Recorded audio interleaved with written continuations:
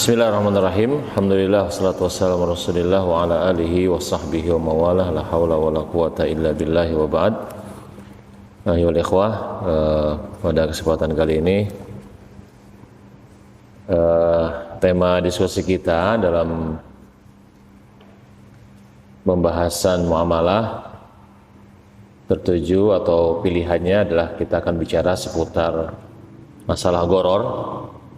Khususnya di situ gharar dalam akad jual beli. Ya, mungkin kita sudah mengetahui ya, artinya di situ gharar ya, gampangnya itu sering diartikan sebagai ketidakjelasan. Ya, dan juga di situ kata gharar ini bisa disinonimkan dengan apa yang disebut jahalah. Ya. Jahalah dalam bahasa Arabnya, gharar. Selain gharar dengan jahalah itu adalah dua kata yang semakna lah ya. Nah,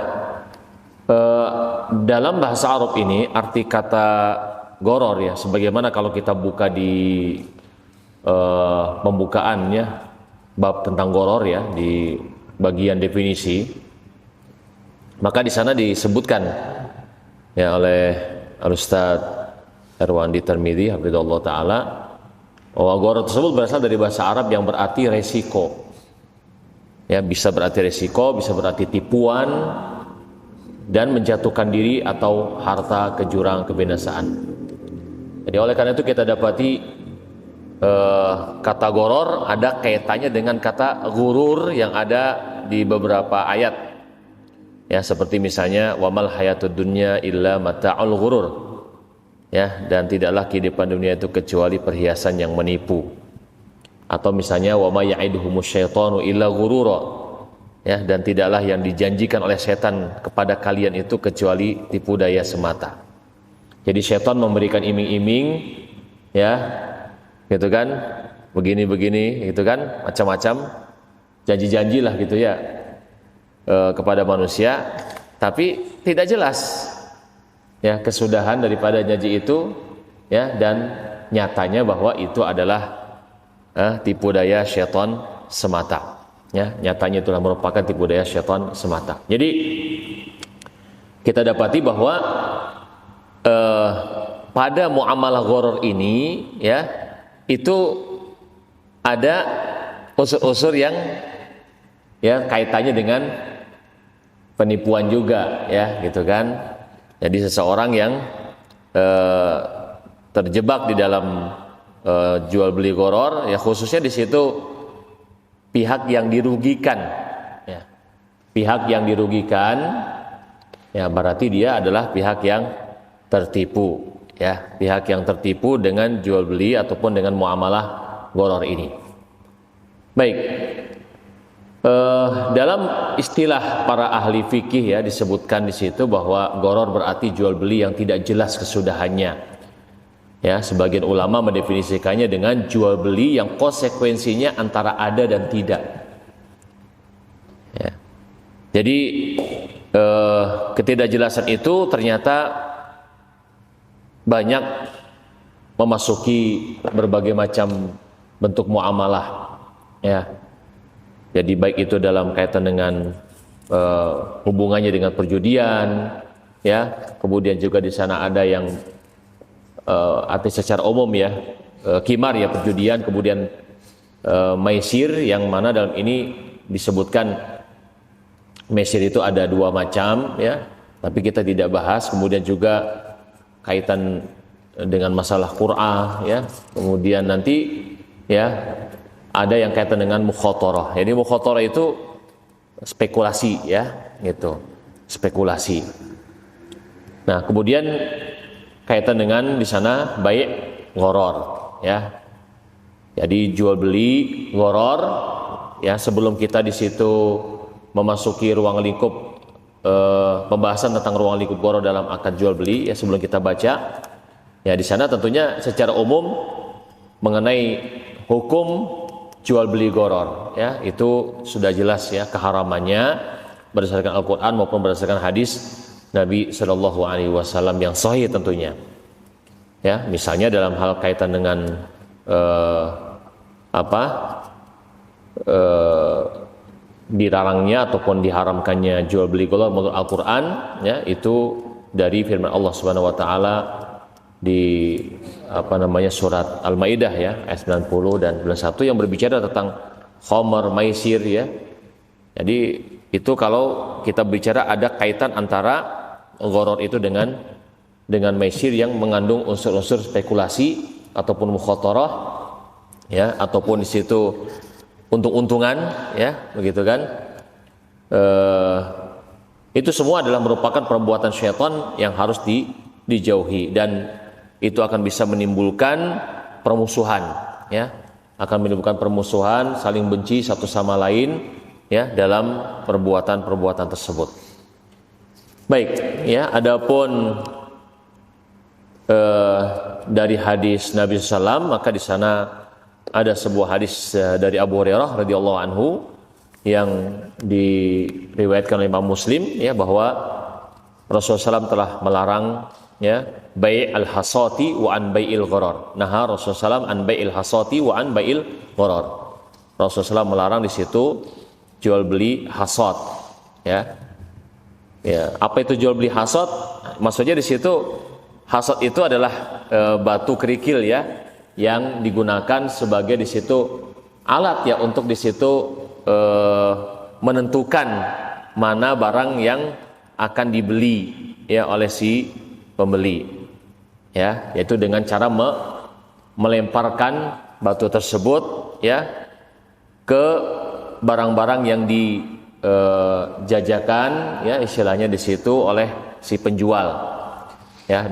Yani maka di situ apabila lemparan batu tersebut mengenai barang manapun, ya, maka di situ itu dihargai dengan sekian, ya, sekian misalnya, ya, maka kamu di situ membelinya dengan harga sekian, ya, sementara di situ barangnya beda-beda, ya, jadi harganya juga beda-beda, ya.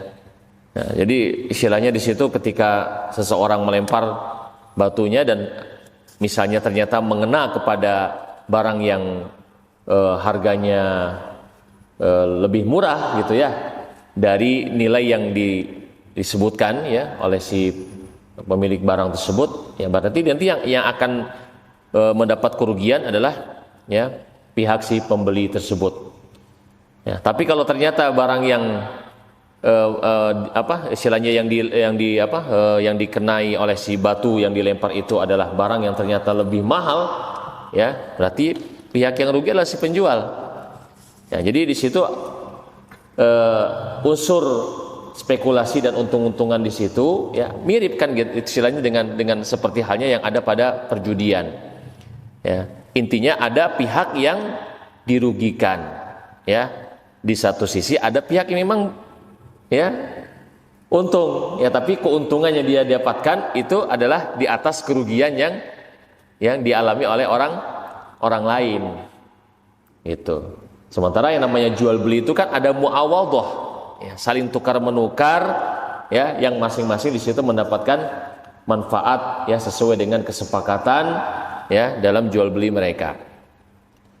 Ya, jadi kan kalau ini kan tidak ada semacam iwatnya, jadi dalam perjudian, ya, tidak ada iwatnya, kan gitu. Dia menyerahkan sejumlah uang, gitu, ya, atau menyimpan, istilahnya menaruh, ya, sejumlah uang untuk diundi atau diapakan lah, gitu, ya. Kemudian ketika dia dapat, ya, dia untung, kan gitu, ya.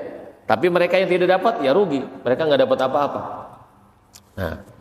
Nah, adapun dalam kaitan dengan jual beli, ya, al-hasad tadi, ya, istilahnya, ya, di situ ada unsur spekulasi juga, ya, terkait dengan di situ barang yang akan dikenainya yang tidak jelas yang mana. Karena kan melempar itu kan untung-untungan. Dia mungkin istilahnya, wah, itu tuh barang itu tuh yang mau dituju, tapi ternyata nggak kena barang tersebut, kenanya barang yang lain, ya, gitu, misalnya, kan gitu. Jadi itu juga unsur spekulasi, ya, mirip, ya, istilahnya dalam hal perjudian. Jadi untung-untungan, ya, gitu, untung-untungan bahasa kitanya, ya, gitu, ya, bahasa sehari-hari di kita seperti itu. Nah, dan juga di situ melarang jual beli gharar, ya. Ini tentunya kalimat ini istilahnya kita dapati dalam hadis Abu Hurairah yang radhiyallahu anhu yang meriwayatkan hadis ini menyebut terlebih dahulu salah satu hal yang lebih spesifik dari jual beli gharar. Lalu setelah itu menyebutkan yang lafadz yang umum. Jadi istilahnya kata-kata BL hasad itu kan salah satu bentuk spesifik daripada jual beli gharar. Ya, kemudian disebutkan terakhirnya jual beli gharar yang global. Sehingga di sana ada istilah namanya dzikru al-am ba'dal khas, ya. Jadi menyebutkan yang bersifat umum, ya, setelah sebelumnya disebutkan yang khusus. Ya, karena dalam istilahnya bahasa istilahnya nas-nas syariat itu kadang-kadang bolak-balik. Kadang-kadang di situ disebutkan dulu yang umum, lalu kemudian disebutkan yang khusus. Sehingga nanti sebutannya dzikrul khas ba'dal am, menyebutkan yang khusus setelah yang umum. Ya, seperti misalkan iyyaka na'budu wa iyyaka nasta'in. Hanya kepada Engkau kami beribadah dan hanya kepada Engkau kami memohon pertolongan. Ya kan? Disebutkan dulu ibadah yang itu adalah global, mencakupi semua macam-macam ibadah apapun. Lalu kemudian disebutkan isti'anah, meminta pertolongan, yang itu adalah doa. Dan doa adalah ibadah. Ya, berarti di situ spesifik kan gitu ya, khusus. Ya. Jadi dzikru al-khas ba'da al-am. Nah, itulah intinya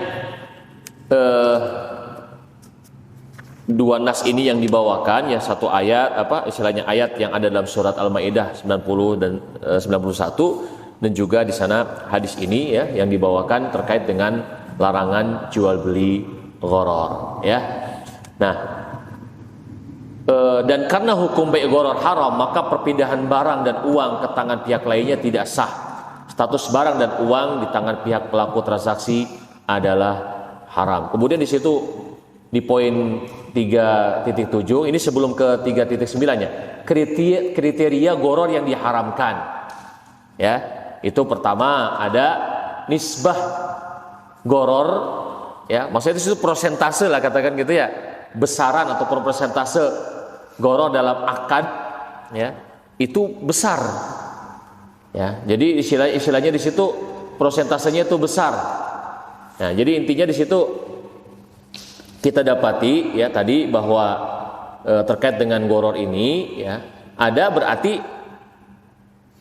gharar yang nanti itu tidak diharamkan, ya, gitu ya. Ketika di sini disebutkan kriteria gharar yang diharamkan, berarti nanti ada jenis gharar yang, ya, tidak diharamkan. Ya, artinya di sana ada toleransi dan, ya, diperbolehkan. Nah, di sini ada keterangan, ya, keharaman riba bersifat mutlak, riba diharamkan baik sedikit maupun banyak. Berbeda hanya dengan gharar, gharar hanya dihukumi haram bila mana terdapat salah satu kriteria berikut, yaitu tadi bahwa nisbah ghararnya adalah, ya, besar. Ya, jadi kalau misalnya di situ ghararnya kecil, ya, berarti di situ tidak akan mempengaruhi kesahihan, ya, sebuah akad. Artinya di situ tidak masalah ketika gharar itu kecil. Ya, sebagai contoh di sini, pembeli mobil yang tidak mengetahui bagian dalam mesin, atau pembeli saham yang tidak mengetahui rincian aset perusahaan, atau pembeli kebun yang tidak mengetahui jumlah pasti hasil panen buah per tahunnya, tidaklah merusak akad yang dilangsungkan. Nah, jadi misalnya di situ sebenarnya kayak contohnya, ya, yang mudah itu gharar yang sedikit yang dimaafkan, ya, dan itu tidak masuk dalam kategori, yaitu ketika jual beli rumah beserta perabot yang ada dalamnya. Ya, jadi istilahnya di situ rumah itu adalah pokoknya. Ya, jadi disebutnya di situ aslun. Ya. Itu jadi bai'ul usul, ya, istilahnya jual beli pokok, ya, barang yang pokok, yang mana di situ di dalam barang yang pokok itu ada yang menyertainya, ya. Nah, yang menyertainya itu seperti rumah tadi adalah apa? Perabot-perabot yang ada dalamnya. Jadi misalkan seseorang, saya mau beli saya mau jual rumah saya beserta isi di dalamnya dengan harga sekian. Ya. Kan itu kan perabotnya itu kan tidak tahu, ya, nilainya satu persatunya itu berapa. Ya, ada kipas misalkan, katakan ada kulkas, ada lemari misalnya gitu, ya, di dalamnya. Ya, kalau itu dihitung satu persatu ya kan? Bisa saja kan gitu ya. Tapi ketika seseorang di situ menggelondongkan gitu ya, saya jual rumah saya beserta ya yang ada di dalamnya dari perabot. Nah, harganya sekian. Nah, itu dibolehkan. Ya, walaupun ada unsur ketidakjelasan ya dari sisi nilai perabot yang di dalamnya itu. Karena itu dianggap kecil bila dibanding dengan harga pokok bila dibanding dengan barang pokoknya yang akan dijual, yaitu rumah. Ya, begitu pula misalnya termasuk di dalamnya ada yang termasuk bai'ul usul adalah menjual pohon ya beserta buah yang ada padanya. Ya. Gitu. Jadi kalau misalnya seseorang misalnya menjual buah yang ada pada pohon tanpa menjual pohonnya. Jadi saya jual buah saya yang ada di pohon itu sekian, belum diturunkan, ya, belum diturunkan dari pohon, maka itu tidak boleh. Karena apa? Belum, tidak jelas. Itu sampai diturunkan dan ditimbang. Kalau itu termasuk jenis buah yang ditimbang, ya, karena di sana ada juga yang ditakar. Karena kayak korma, ya, itu masuknya dalam kategori yang ditakar. Ya, termasuk yang di situ ditakar. Tapi kalau kayak seperti misalnya di kita mangga, itu nggak pakai ditakar, pakainya ditimbang. Itu karena jualnya di sini umumnya kiloan. Walaupun di Arab sana, di Saudi sekarang sudah mulai juga korma dijualnya per kilo. Ya, udah ada pergeseran istilahnya. Kalau zaman dulu pakainya apa? Takaran, pakai sok gitu ya. 1 sok, 2 sok, 3 sok kan gitu ya, atau pakai wasak lah bahasanya kan gitu. Ya. Nah, itu. Jadi satu wasak itu 60 sok. Itu dulunya begitu. Nah, jadi intinya kalau menjual buah yang ada di pohon gitu kan, belum diturunkan dan belum timbang, itu spekulasi. Tidak jelas, goror. Ya. Tapi kalau menjual pohonnya beserta yang ada di dalam padanya dari buah, itu dibolehkan. Ya. Itu dibolehkan. Jadi buahnya yang ada pada pohon tersebut ya dianggap goror yang ringan, yang dimaafkan. Karena di situ ya dia mengikut kepada yang asal, yaitu pokok barang yang dijual itu pohonnya. Nah, jadi itu gambarannya seperti itu ya. Sedangkan kalau misalnya contoh gorornya yang besar, ya, goror yang besar, ya seperti yang tadi itu, ya, contohnya artinya menjual buah yang masih ada di pohon, ya, sebelum diturunkan dari timbang, itu dianggap gorornya besar karena ya yang dijual kan itunya buahnya, nah, sementara tidak jelas, ya, gitu. Sementara tidak jelas di situ berapa. Ya, istilahnya timbangannya begitu kan. Jadi sehingga di situ spekulasinya bisa jadi si pemilik pohon tersebut yang untung. Ya, si pihak pembeli rugi. Ya, ketika dia menerima spekulasi ya, gitu kan. Ya udah. Gitu kan, saya beli. Misalkan berapa pokoknya dijual nih semua yang ada di pohon ini 1 juta misalnya, contohnya gitu, misalnya. Ya. Tapi begitu diturunkan dan ditimbang ternyata nilai jualnya tidak sampai 1 juta. Berarti siapa yang rugi? Iya, pembeli kan gitu ya, yang istilahnya pembeli tadi tuh. Nilai jualnya karena setelah ditimbang rupanya oleh dia, aduh, rugi saya gitu ya, karena ternyata nilai jualnya tidak sampai 1 juta. Ya. Tapi ketika misalnya ternyata ketika kemudian diturunkan dan ditimbang, wah, berlimpah rupanya buahnya kan gitu ya, dan ketika dihitung-hitung ternyata bisa 2 juta. Maka di situ yang rugi adalah si pemilik pohon. Ya, waduh, rugi saya gitu ya. Spekulasi saya salah kan gitu ya. Dugaannya, perhitungannya berarti keliru. Ya. Walaupun ada orang bilang misalnya di situ itu udah ahli gitu ya, orang yang datang itu biasa sudah ahli sekian-sekian. Walau ya tetap aja istilahnya, tetap itu namanya spekulasi ya, selama di situ tidak diturunkan dari timbang, lalu kemudian ya hasil dari timbang itu baru dijual. Ya berapa per kilonya di situ dijual misalnya kalau itu pakai kiloan. Nah, baik, kemudian juga kriteria kedua adalah keberadaan gharar dalam akad sifatnya mendasar. Nah ini sebenarnya kembali lagi kalau masalah contohnya itu seperti yang tadi sudah dicontohkan.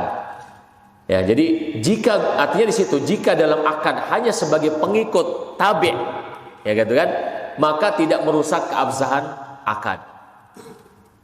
Ya. Jadi kalau misalnya ya, di sini yang dicontohkan adalah menjual binatang ternak yang bunting. Ya, jadi udah artinya karena yang dijual kan induknya, ya jadi pokoknya ada seseorang saya jual kambing saya ini yang betina yang sedang bunting udah utuh, harganya sekian. Nah, di situ berarti di situ janin yang dikandungnya itu mengikut kepada induknya. Jadi ini contoh yang lain daripada be'ul usul ya, istilahnya contoh daripada menjual beli barang yang pokok. Jadi pokoknya itu induknya itu yang dijual ya sudah. Berarti yang ininya ngikut. Dan itu tidak masalah, ya. Itu. Jadi kalau misalkan di situ justru seseorang ingin membeli ataupun misalnya si penjual pemilik kambing tersebut mengatakan saya menjual janin yang ada dalam ya perut indukan ini harganya sekian, itu gharar, tidak boleh. Kalau yang dijual itu adalah janinnya. Kenapa? Karena belum tentu dia keluar dalam keadaan hidup-hidup, ya kan? Bisa aja di situ brojol keluar mati, ya kan? Itu, ya. Atau ternyata cacat atau apa kan masih belum jelas. Nah, itu gorornya nyata di situ, gorornya besar dan sifatnya mendasar. Karena yang dijadikan objek untuk dijualnya itu adalah sesuatu yang masih belum jelas. Atau misalnya di situ saya jual ikan yang ada dalam kolam ini. Ya, kan nggak jelas itu berapa, belum jelas, belum istilahnya ditimbang ya gitu kan. Belum diangkat lah gitu dari kolamnya, ya, menjual ikan yang masih dalam air ibaratnya kan gitu, atau misalnya menjual burung yang terbang, itu saya jual burung yang terbang itu harga sekian, nah gimana burungnya satu, termasuk juga misalnya saya jual kalau biasa dicontohkan di sana onta ya, jadi saya jual onta saya yang kabur itu ya dengan harga sekian kepada kamu. Nah nyarinya kemana kan? Susah nyarinya, ya, kan nggak jelas tuh. Nah, jadi itulah istilahnya bentuk-bentuk gharar yang mendasar ya di situ kan sifatnya, maka tidak diperbolehkan. Tapi kalau misalkan di situ yang tidak jelas itu hanya sebagai pengikut ya daripada istilahnya pokok barang yang dijual, maka tidak ada masalah ya. Baik.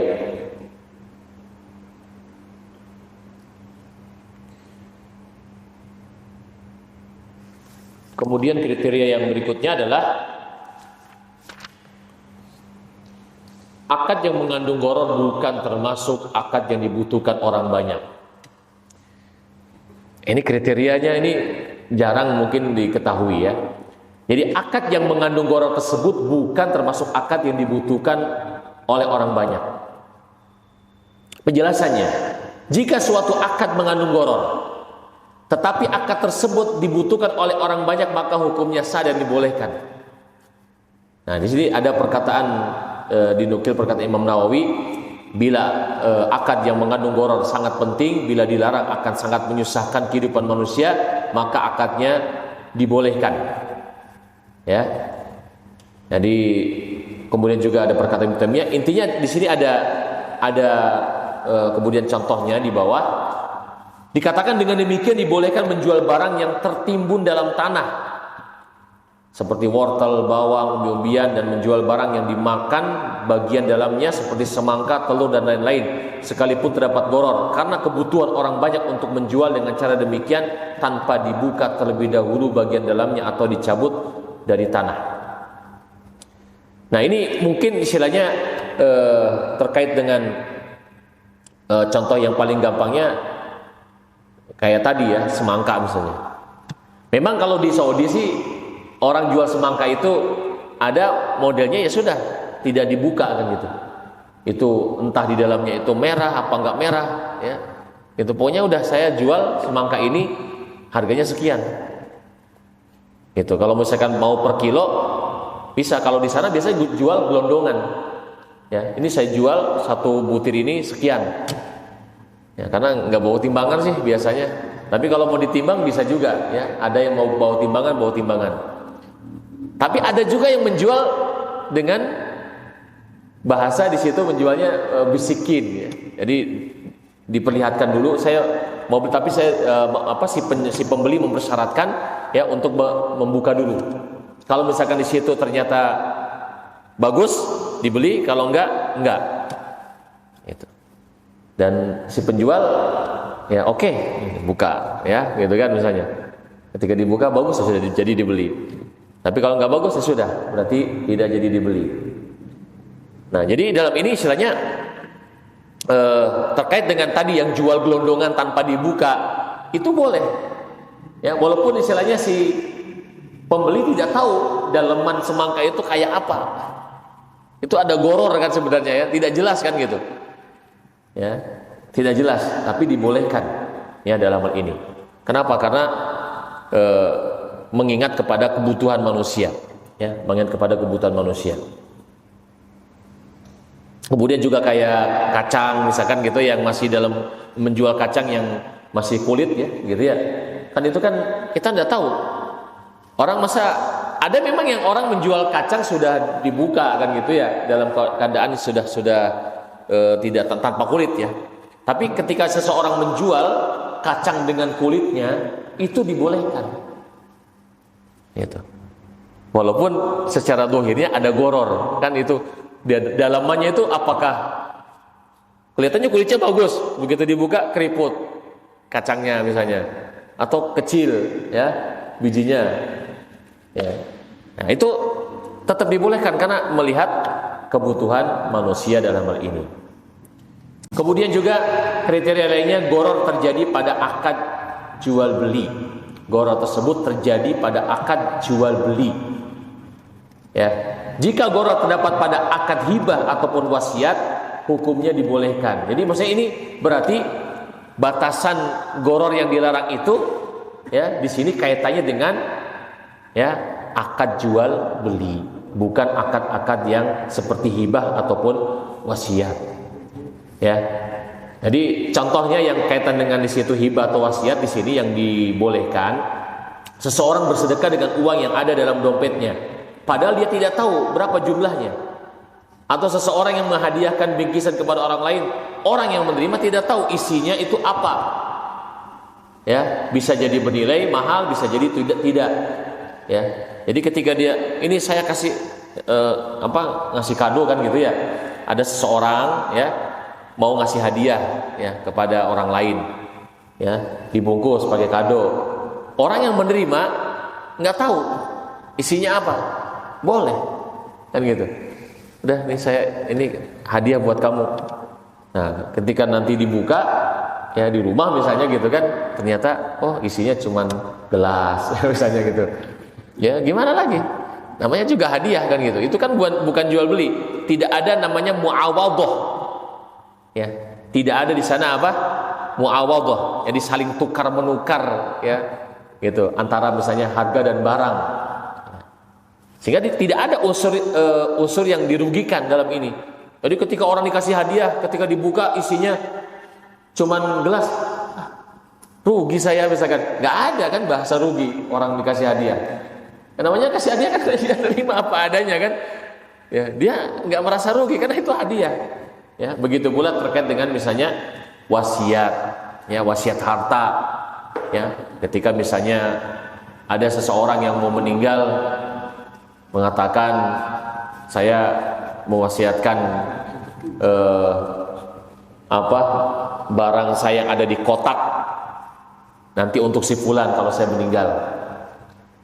Nah, ketika di situ wasiat itu diserahkan, ketika udah meninggal kan nggak tahu isinya apa, ya si penerima wasiat itu, ya taunya setelah dibuka, oh isinya ternyata ini, ya sudah gimana kan gitu, ya. Jadi karena itu bukan sesuatu yang dianggap ada untung rugi di dalamnya. Baik, kemudian barulah kita akan coba masuk ya membacakan terkait dengan ruang lingkup gharar dalam akad jual beli. Ya, karena memang tadi itu kriteria terakhirnya tadi disebutkan bahwa gharar yang dilarang itu, yang diharamkan itu kalau kaitannya dengan masalah akad jual beli. Gitu. Baik, silahkan. Antum udah pernah baca belum ya? Belum pernah ya? Coba baca. Ya, ruang lingkup gharar dalam akad jual beli. Ruang lingkup gharar dalam akad jual beli. Nah, itu pasang dulu ya. Biar terekam suaranya.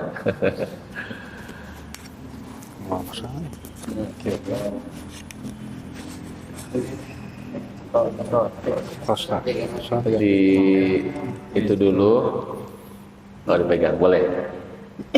Gharar atau ketidakjelasan dalam akad jual beli dapat terjadi pada akad, objek akad, dan waktu pelunasan kewajiban. Nah, jadi ini ya, secara umum disebutkan terlebih dahulu tentang ruang lingkup gharar dalam akad jual beli. Ya, gharar ataupun ketidakjelasan yang tadi sudah kita sampaikan, ya, dalam akad jual beli dapat terjadi ya pada 3 hal. Ya, salah satu dari 3 hal. Bisa jadi pada akadnya, bisa jadi pada objek akadnya, dan bisa juga terkait dengan waktu pelunasan kewajibannya.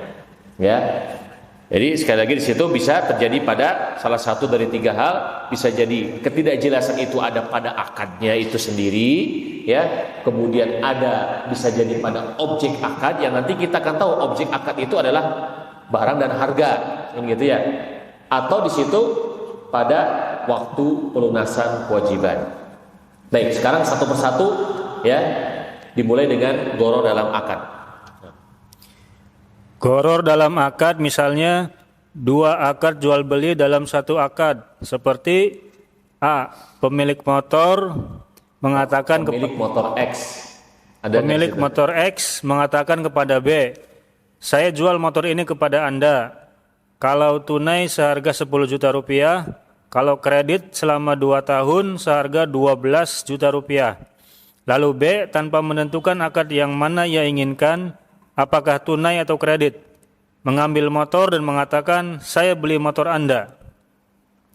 Akad ini mengandung gharar karena ketidakjelasan jual beli mana yang diinginkan oleh pembeli. Jual beli ini dilarang oleh Nabi SAW. Abu Hurairah radhiyallahu anhu berkata, Naha Rasulullah sallallahu alaihi wasallam an bai'ataini fi bai'atin. Rasulullah sallallahu alaihi wasallam melarang 2 jual beli dalam 1 jual beli. Rawahul Nasa'i, derajat hadis ini dinyatakan sahih oleh Al-Albani. Baik. Jadi terkait dengan yang pertama yaitu gharar dalam akadnya itu sendiri. Ya. Jadi akad jual belinya gitu ya. Akad jual belinya itu enggak jelas. Ya, akad jual belinya tidak jelas. Ya, di situ dicontohkan, yang dicontohkan adalah bentuk bai'ataini fi bai'ah. Ya. Jadi ada dua akad jual beli dalam 1 akad. Jadi ada di sana 2 akad ya, dalam 1 majelis akad gitu bahasanya ya. Jadi ada 2 akad jual beli dalam 1 akad. Ya. Nah, di sini diberikan contoh. Ada si A, ada si B kan gitu ya. Si A pemilik motor. Ya. Ya di sini sebut motor X lah gitu. Jadi disebutkan kan jenisnya. Ya punya motor lah gitu ya. Si A pemilik motor, dia ingin menjual motornya itu kepada si B. Dia mengatakan, ya si A ini mengatakan, saya jual motor ini kepada Anda kalau ya Anda membelinya secara tunai harganya 10 juta.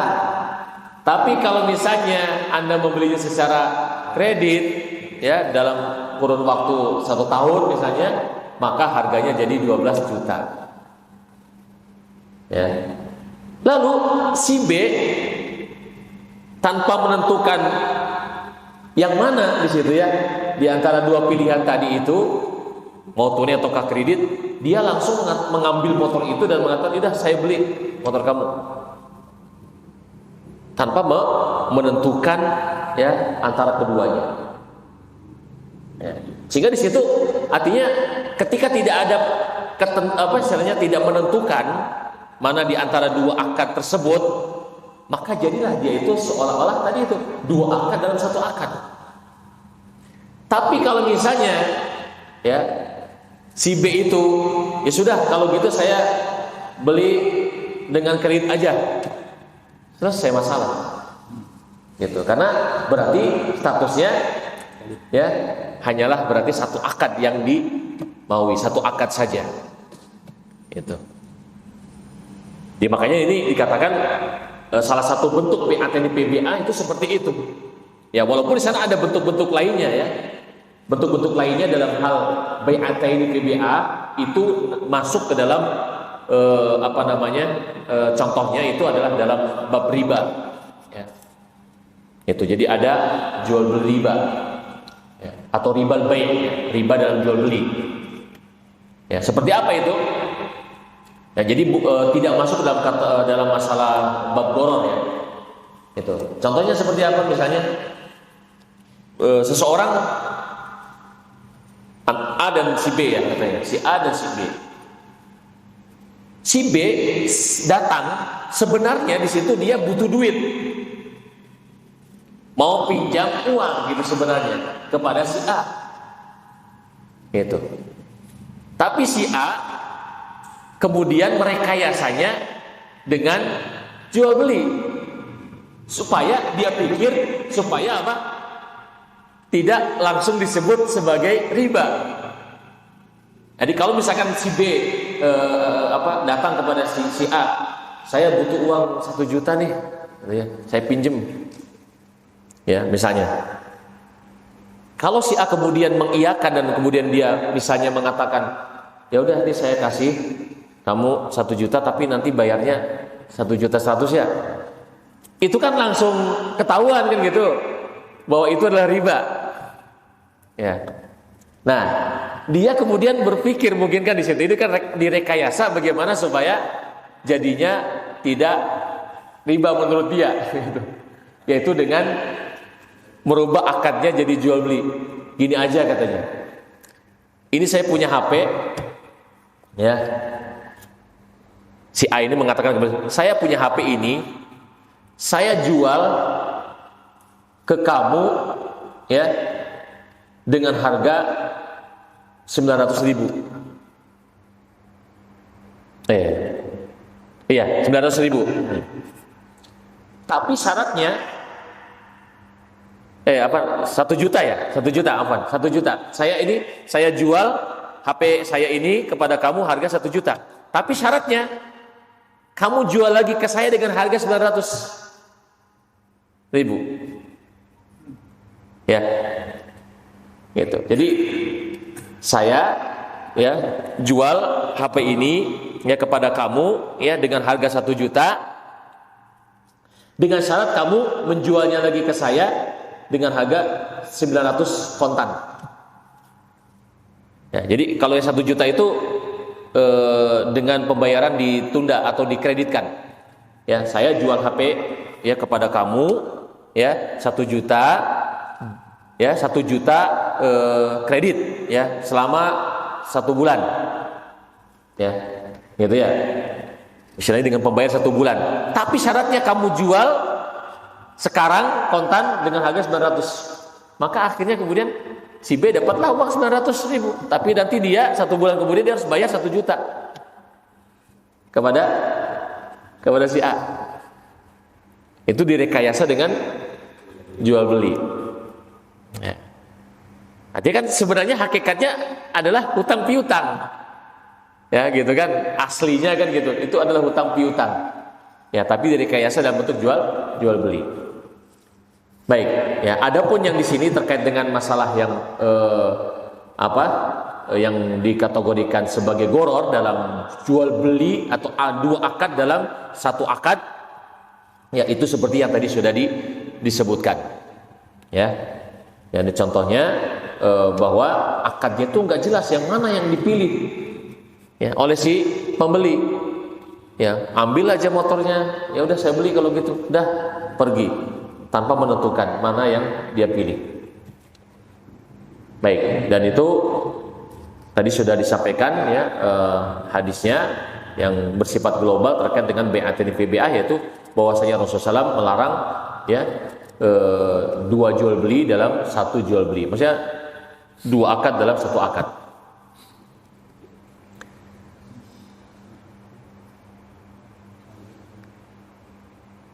Baik, kemudian yang kedua, gantian.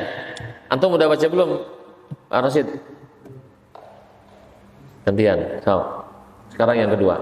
Goror dalam objek akad. Yang dimaksud dengan objek akad yaitu barang dan harga. Goror atau ketidakjelasan pada barang dan harga disebabkan beberapa hal. A. Fisik barang tidak jelas. Misalnya, penjual berkata, aku jual kepadamu barang yang ada dalam kotak ini dengan harga 100.000. Sedangkan pembeli tidak tahu fisik barang yang ada di dalam kotak. Baik. Jadi di sini yang dimaksud dengan objek akad ya, yaitu barang dan harga. Jadi ketidakjelasan ya dalam objek akad yaitu maksudnya adalah pada barang maupun pada harganya. Nah, goror ketidakjelasan pada barang dan harga ini disebabkan beberapa hal. Tadi yang pertama disebutkan fisik barangnya nggak jelas. Ya, ini kan ungkapannya itu kayak bahasanya orang sering jual kucing dalam karung. Walaupun contoh tersebut saja jual kucingnya aja udah nggak boleh sebenarnya ya. Gitu. Sebenarnya, cuman kan itu sudah menjadi sebuah pepatah ataupun peribahasa begitu ya. Tentang ya istilah jual beli yang tidak jelas barangnya. Ya, tidak jelas di situ fisik barangnya, ya kan? Itu karena nggak kelihatan. Nah, jadi di sini dicontohkan bahwa si penjual berkata, aku jual kepadamu barang yang ada dalam kotak ini dengan harga 100.000. Sementara si pembeli tidak tahu fisik barang yang ada dalam kotak tersebut.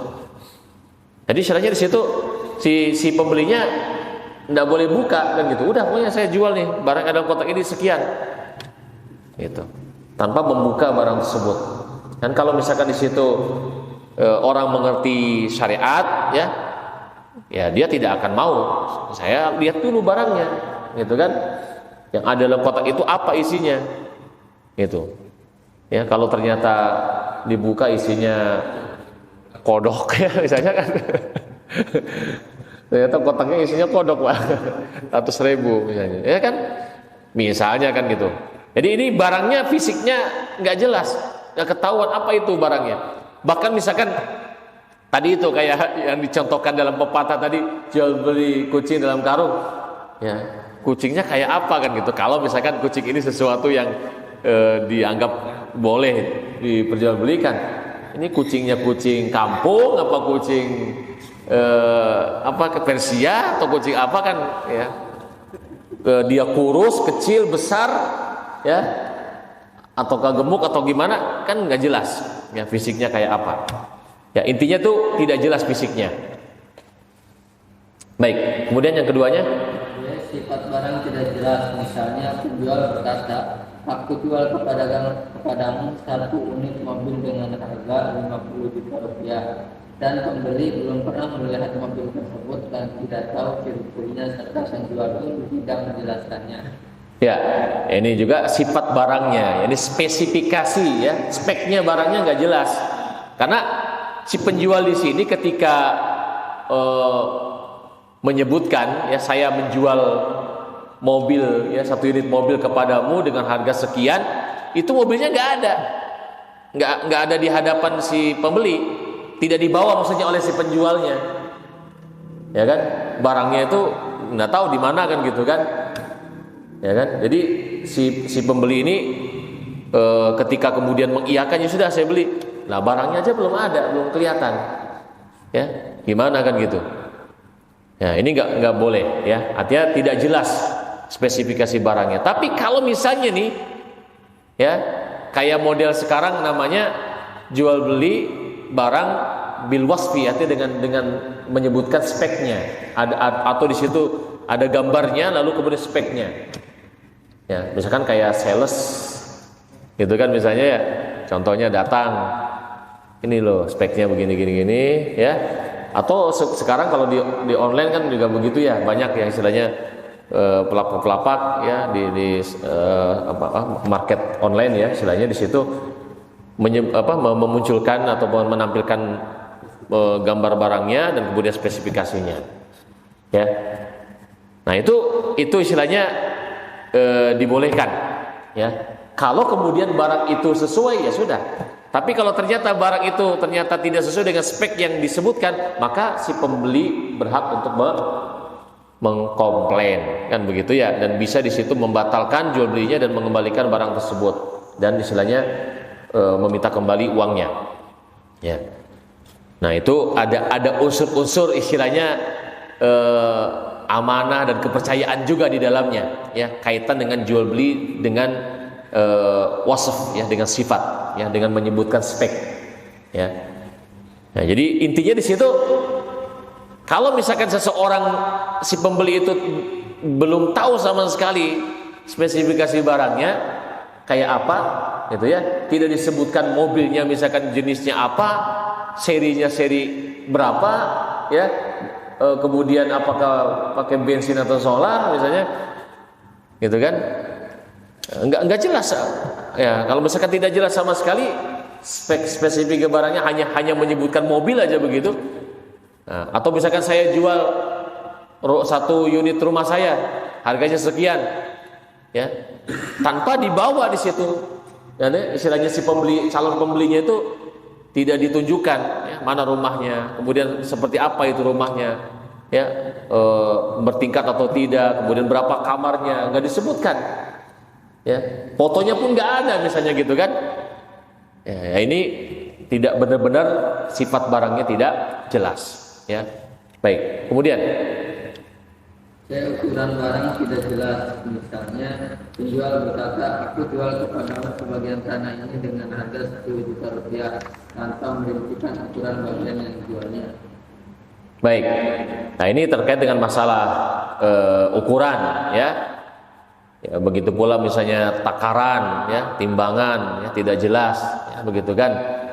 Ya, kalau memang istilahnya dari barang-barang yang istilahnya ditakar, ya, atau barang-barang yang biasa ditimbang, ya. Tapi kan tadi ada yang modelnya tadi jualnya kayak misalkan buah-buahan, ada jenis buah tertentu jual gelondongan misalnya, ya, gitu. Ini saya jual satu butir buah pepaya ini harganya sekian, nggak pakai ditimbang, nggak apa-apa. Tadi sudah kita jelaskan, ya, itu. Jadi kalau misalnya di sini kayak yang dicontohkan terkait dengan masalah sebidang tanah, ya, saya jual sebidang tanah punya saya harganya sekian, ya, harganya 10 juta tadi ya contohnya, tanpa disebutkan berapa di situ luasnya, ya, ukuran daripada tanah tersebut itu tidak disebutkan, ya, jadi ukurannya tidak jelas, ya. Atau misalnya di situ kayak kalau dikaitkan dengan misalnya timbangan, ya, tadi itu yang menjual buah di dalam pohon, ya, yang masih ada di pohonnya belum diturunkan, belum ditimbang, ya, belum tahu kan gitu. Artinya cuma lihat, banyak kan gitu di pohon terus dijual, ya. Padahal belum tentu, ya, ketika diturunkan belum tentu kelihatan banyak juga gitu ya. Ternyata timbangannya dugaannya meleset. Jadi itu, ya. Kemudian yang berikutnya mungkin bisa gantian sama yang D. Barang bukan milik penjual. Misalnya seorang calo tanah yang membuat transaksi jual beli tanah dengan pihak ketiga tanpa mendapatkan izin dari pemilik tanah sebelumnya. Ya, jadi istilahnya di situ nggak ada izin. Ya, dia menjual barang milik orang lain tanpa izin ya si pemilik barang. Baik. Jual beli ini dilarang Nabi Shallallahu Alaihi Wasallam, sebagaimana diriwayatkan dari Hakim bin Hizam radhiyallahu anhu, yang berkata, "Qala ya Rasulullah, ya'tini rajulu fayuridu minni al-bai'a laisa indi afa abta'uhu lahu minasy-syuq." Faqala la tabi' ma laisa indak. Wahai Rasulullah, seseorang datang kepadaku untuk membeli suatu barang. Kebetulan barang tersebut sedang tidak kumiliki.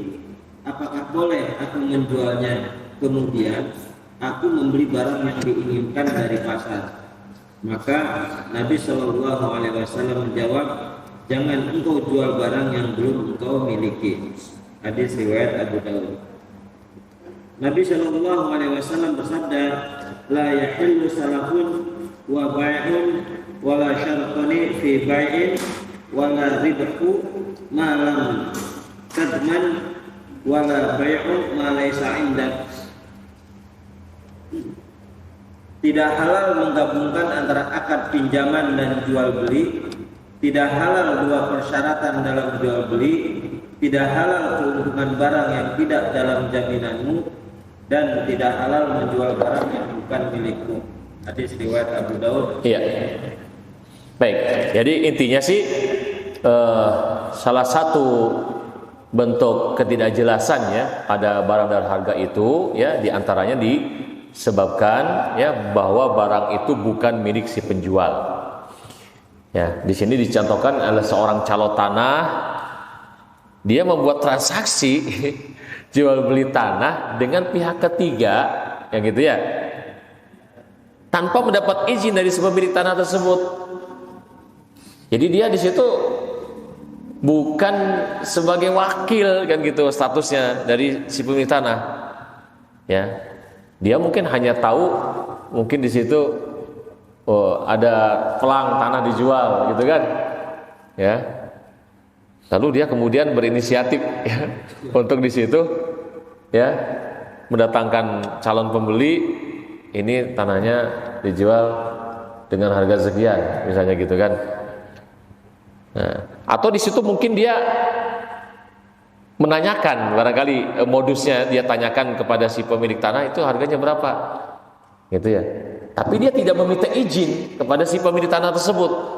Setelah itu kemudian dia ya karena dia pengen dapat keuntungan ya dia kemudian cari calon pembeli ya kan, calon pembeli dicari oleh dia, lalu dia naikkan harganya dari harga yang istilahnya disebutkan oleh si pemilik tanah tersebut ya, sementara dia nggak dapat izin ya, itu tidak dapat izin.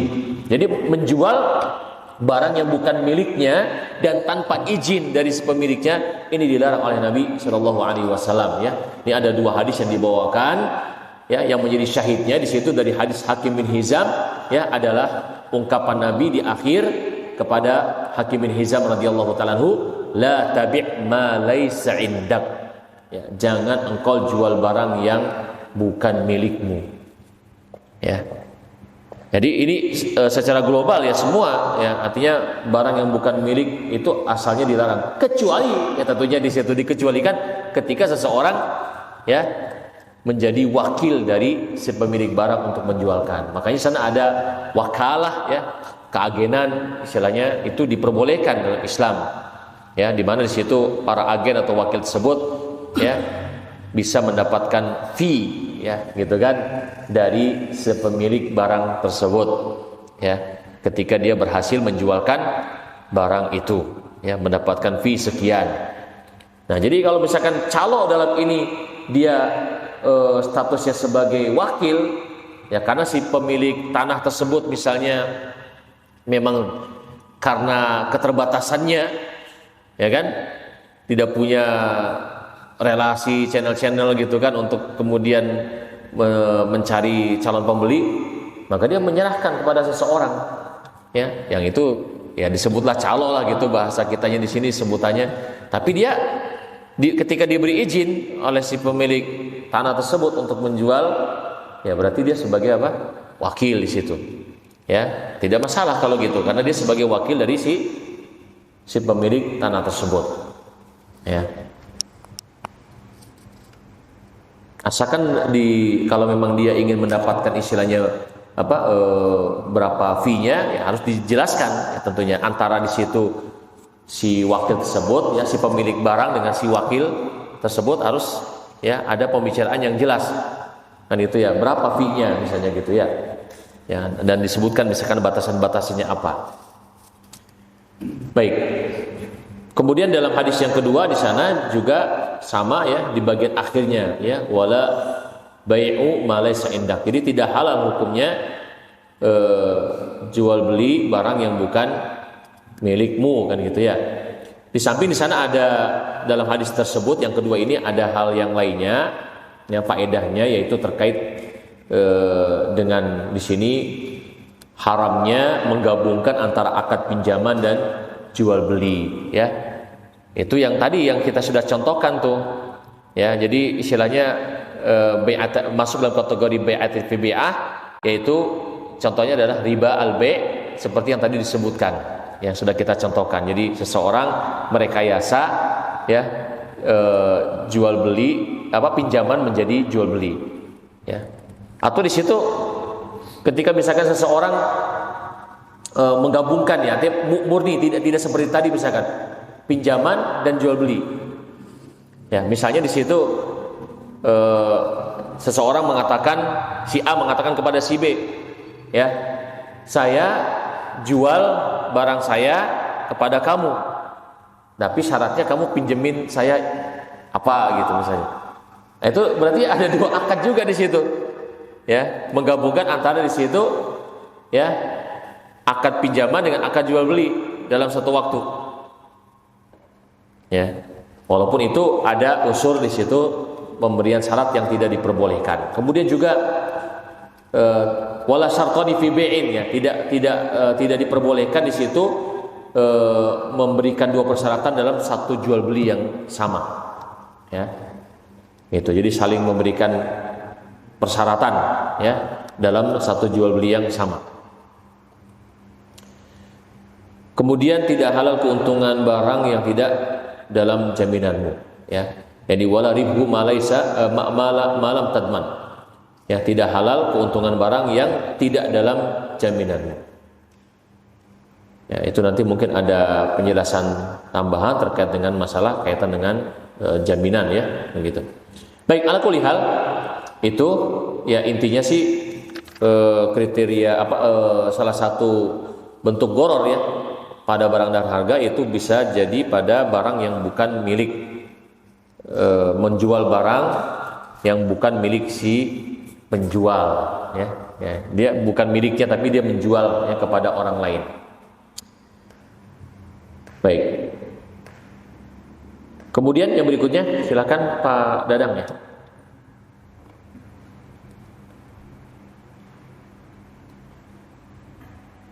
Poin E.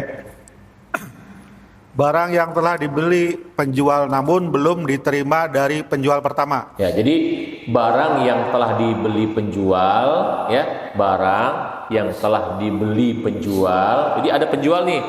Tapi istilahnya situ barangnya itu dia sudah dapatkan dulu dari orang lain, gitu kan?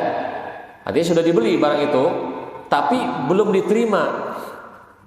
Ya, dia belum menerimanya dari penjual yang pertama. Ya, begitu. Misalnya A membeli motor dari B. Sebelum A menerima motor dari B, A menjualnya ke C. Dan A menerima uang dari C. Dan B meminta B untuk menyerahkan langsung motor ke si C. Ini termasuk bai gharar karena motor tersebut bisa jadi lenyap dari B dan tidak bisa diserah terimakan kepada C. Jual beli ini dilarang oleh Nabi SAW sebagaimana diriwayatkan dari Hakim bin Hizam radhiyallahu anhu berkata, "Qultu ya Rasulullah, inni astari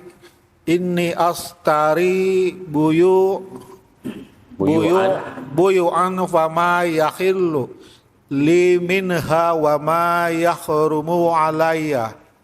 Qala yabna akhi idza staraita minha bai'a wa la tabi'hu hatta takbidhu. Wahai Rasulullah, saya sering melakukan jual beli. Apa jual beli yang halal dan yang haram? Nabi bersabda, wahai anak saudaraku, bila engkau membeli sebuah barang, janganlah engkau jual sebelum barang tersebut engkau terima. Hadis riwayat Ahmad. Imam Nawawi menyatakan derajat hadis ini hasan. Baik.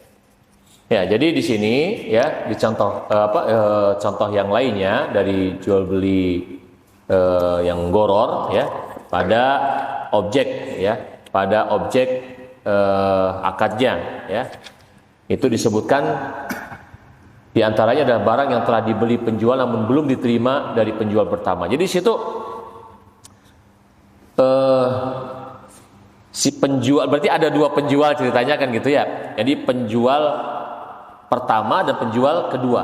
Nah, ceritanya penjual kedua ini yang dipermasalahkan adalah si penjual kedua, di mana dia di situ belum menerima ya dari penjual pertama barang tersebut, tapi dia sudah menjualnya kepada orang lain, ya, dan menerima uang dari orang lain tersebut, lalu menyuruh orang itu mengambil ya atau istilahnya mengambil barang tersebut pada pada si penjual pertama, ya, atau di situ si penjual kedua meminta si penjual pertama untuk menyerahkan barang itu kepada si si pembeli. Ya. Nah, jadi intinya seperti itu. Contohnya di sini si A membeli motor dari B. Sebelum A menerima motor dari B, ternyata A kemudian menjualnya kepada C. Ya, belum diterima barangnya, tapi dia sudah jual. Ya, walaupun dia menyebutkan speknya, gitu kan? Tapi kan antara si A dengan si B itu belum sempurna jual belinya, ya, karena tidak ada al-qabd, belum ada serah terima barang, gitu, ya.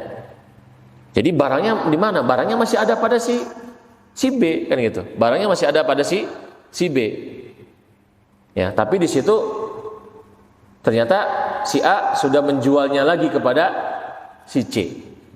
Ya. Lalu A menerima uang dari si C dan meminta kepada si B, ya, si penjual yang pertama itu untuk menyerahkan langsung motor itu ke C. Nah, di situ ada goror, karena di situ kan tidak jelas di situ barang tersebut apakah memang masih ada pada si B ataukah tidak, belum tahu. Apakah memang ada barangnya pada si B atau tidak? Nah, belum tahu kan gitu kan? Karena belum ada wujudnya ya yang dilihat oleh si C. Ya. Jadi walaupun misalkan si A yang di situ dalam ini dia sudah tahu misalkan barangnya. Ya, tapi ketika dia belum menerimanya lalu menjualnya kepada orang lain, ya itu ya ada goror bagi si C-nya, ya. Dari sisi si C-nya itu goror, artinya tidak jelas dalam hal ini, ya. Nah, ini intinya dilarang oleh Nabi SAW, sebagaimana diriwayatkan di situ dari Hakim bin Hizam radhiyallahu anhu yang mengatakan, ya, qultu ya Rasulullah ini ashtari buyu'an fama yahillu li minha wa ma yahrumu alayya, qala ya ibna akhi idza ishtarita minha bai'an fala tabi'hu hatta taqbidhu. Wa ya Rasulullah, ya, jadi Hakim bin Hizam di situ bertanya kepada Nabi SAW, saya sering melakukan jual beli, ya, apa jual beli yang halal dan yang haram? Maka Nabi SAW mengatakan, wahai anak saudaraku, bila engkau membeli sebuah barang, janganlah engkau jual sebelum barang tersebut engkau terima, ya. Nah itu, ya, jadi intinya tidak boleh, ya, menjual sebuah barang kepada orang lain sebelum kita menerima barang itu, ya. pada saat kita membelinya dari pada saat kita sudah membeli barang itu dari orang lain, tapi kita belum menerima barang itu, kita belum bisa menjualnya lagi kepada orang lain, belum bisa menjualnya lagi kepada orang lain. Ya, sampai barang itu kita terima, udah jelas gitu kan, barangnya ada, ya, lalu baru kita boleh menjual lagi kepada orang lain. Ya, dan kita bisa mengambil keuntungan dari situ kalau memang sudah diterima barangnya. Oh ya, barangnya ini, terus ya kita baru tawarkan kepada orang lain, ini ya barangnya demikian, saya jual sekian. Baik, kemudian selanjutnya Mas Rizky. Poin F, barang tidak dapat diserah terimakan. Misalnya, seseorang memiliki sebuah barang di luar negeri dan ia menjualnya di Indonesia. Ini termasuk jual beli gharar karena barang tersebut kemungkinan tidak diizinkan masuk ke Indonesia. Ya, jadi itulah sisi gorornya, ya. Jadi barang tidak dapat diserah terimakan, ya, tidak dapat diserah terimakan. Ya, sebenarnya contoh yang gampang, yang sudah kita singgung tadi itu, ya, istilahnya di situ menjual burung yang terbang, ya. Saya jual burung itu yang masih terbang itu, atau misalkan di situ saya jual misalnya onta saya yang kabur. Ya, itu kan susah. Mau diserah terimakannya gimana? Wong barangnya itu nggak ada, hilang gitu ya, atau kabur gitu ya. Nah, kalau ini dicontohkannya terkait dengan di situ barang ada di luar negeri, ya, barangnya di luar negeri, tapi dijualnya di Indonesia. Ya, sementara barang tersebut ada kemungkinan, kan ini kan spekulasi ya, kemungkinan barang itu memang tidak diizinkan masuk ke Indonesia. Ada kan memang jenis barang-barang tertentu yang memang tidak boleh masuk ke sebuah negara, ya, gitu. Ya, walaupun istilahnya dari sisi misalnya dari sisi zatnya barang itu sesuatu yang halal, ya, sekalipun misalkan, ya, tapi kan mungkin di sebuah negara ada punya kebijakan untuk barang ini nggak boleh masuk, misalnya. Nah, jadi ada kemungkinan seperti itu. Ya, ada kemungkinan seperti itu. Ya, jadi seseorang memiliki sebuah barang di luar negeri, ya, lalu dia menjualnya di Indonesia. Ya, gimana caranya kan gitu? Ya, walaupun kita tahu bahwasanya harus dipastikan dulu kan gitu ya. Seseorang yang berarti kalau gitu orang yang membeli harus memastikan dulu sebelum dia beli. Ya, tanya dulu, ini barangnya bisa nggak masuk ke Indonesia kan gitu kan? Ya, kalau ternyata barangnya bisa masuk ke Indonesia, ya sudah, berarti bisa. Gitu, ya. Dia bisa di situ membelinya. Ya, tapi kalau ternyata barang itu tidak bisa masuk, ya udah jangan beli, jangan berani-berani beli kan gitu. Kalau misalnya belum jelas, ya, kalau misalkan belum jelas barang ini bisa masuk atau tidak, ya, maka jangan kita, ya, membelinya. Ya, karena ada goror di situ, ya, masih ada status goror di situ. Baik, langsung satu lagi, Mas. Poin G, gharar pada harga disebabkan penjual tidak menentukan harga. Misalnya, penjual berkata, "Aku jual mobil ini kepadamu dengan harga sesukamu." Lalu mereka berpisah dan harga belum ditetapkan oleh kedua belah pihak. Ini termasuk gharar karena kemungkinan harga yang ditetapkan pembeli lebih tinggi dari yang diinginkan penjual. Dengan demikian, penjual beruntung dan pembeli rugi atau sebaliknya. Baik. Nah, yang terakhir di sini yang disebutkan, ya, terkait dengan gharar di dalam objek akad, ya, yaitu terkait dengan harga. Ya, jadi tadi dari poin A sampai F itu semua berkaitan dengan barang. Ya, sekarang berkaitan dengan harga, hanya disebutkan satu, yaitu gharar pada harga disebabkan penjual tidak menentukan harga barang yang dijualnya. Ya, contohnya di sini dikatakan, aku jual mobil ini kepada kamu dengan harga, ya, sesukamu lah gitu. Ya, lalu mereka berpisah dan harga belum ditetapkan oleh kedua belah pihak. Ini termasuk gharar karena kemungkinan harga yang ditetapkan oleh pembeli lebih tinggi dari yang diinginkan, ya, si penjual, ya. Dengan demikian penjual beruntung atau sebaliknya. Ya, atau sebaliknya. Nah, ini contohnya yang sering kita jumpai mungkin kalau di yang secukupnya yang biasa, ya, sehari-hari gitu kan, kita di toko. Kita udah kenal betul nih dengan si pemilik toko kan, kita sudah kenal kan gitu. Terus ceritanya misalnya barang yang ada suatu barang di toko itu baru datang, ya, belum dicatat gitu kan oleh si pemilik toko berapa harganya gitu kan, belum jelas, ya, belum jelas harganya. Nah, ketika di situ si pembeli datang, lalu si pemilik toko mengatakan, udah bawa dulu aja dah, gampang lah nanti. Berapa harganya? Ya, nantilah, ini belum dicatat, belum tahu gitu. Itu nggak boleh. Ya.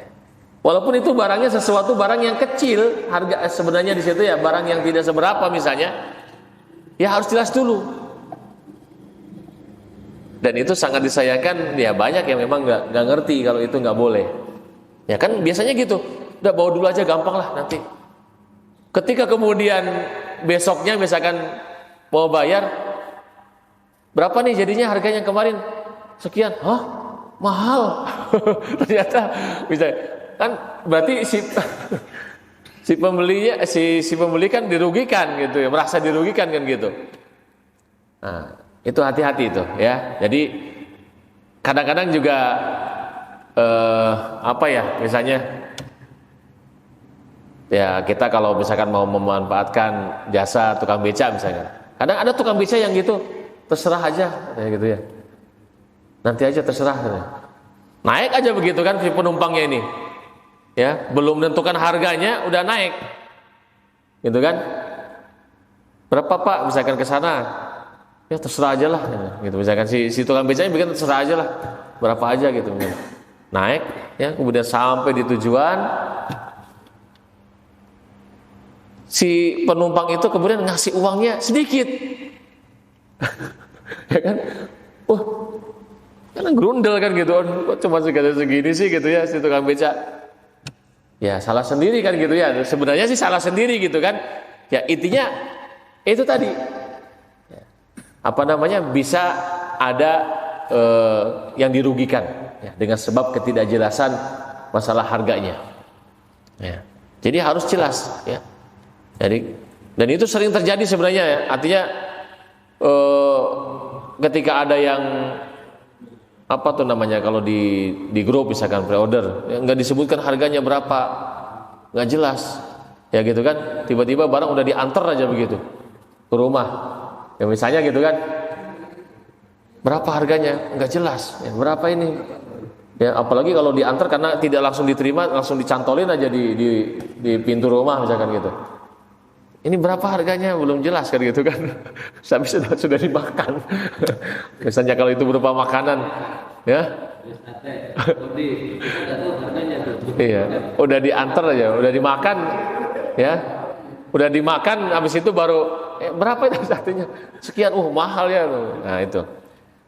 Jadi harus ada kejelasan dalam masalah harga, ya, jangan sampai kemudian, ya tadi itu, kenapa? Itu dilarang karena akan bisa menimbulkan konflik tadi itu, ya, permusuhan, kebencian, wah ini gitu kan, ya. Jadi ditutup dengan cara di situ tadi harus ada kejelasan, ya, dalam hal. Berarti tanya dulu, sate studi berapa? Iya. Ya, sudah. Iya, tanya dulu kan gitu ya. Jadi tanya dulu harganya berapa, harus jelas. Ya, yang sering terjadi itu biasanya di toko gitu, toko yang mana pemilik tokonya sudah kenal sama kita, saking mungkin baiknya gitu ya, mungkin dia udah bawa dulu aja, perasaannya itu sesuatu kebaikan, tapi itu justru itu nggak boleh. Jadi menurut mungkin si penjual toko, ya dia pengen ya gampangan lah orangnya gitu ya, membuat kebaikan, tapi itu justru itu bisa jadi celah setan kan gitu kan, makanya ditutup, dilarang ya oleh Nabi SAW dalam hal ini. Ya. Karena sekecil apapun itu bisa jadi tadi itu ada konflik, setan bisa masuk di dalamnya. Makanya celah-celah semacam ini ditutup oleh syariat kita. Baik, kemudian mau baca Pak yang terakhir, goror terkait dengan jangka waktu pembayaran. Ini terakhir. Yang bisa termasuk ini Pak. 393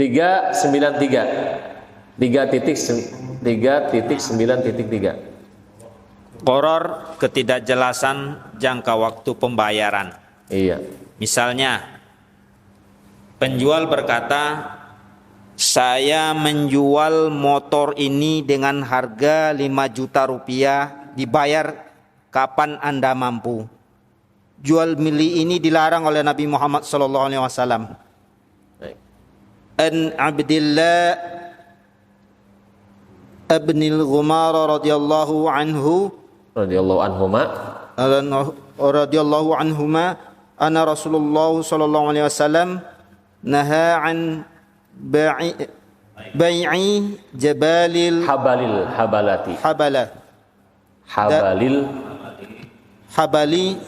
habalan. Nah. Dari Ibnu Umar radhiyallahu anhu bahwasanya Rasulullah sallallahu alaihi wasallam melarang menjual habalul habalah. Nah, terus penjelasan di bawahnya.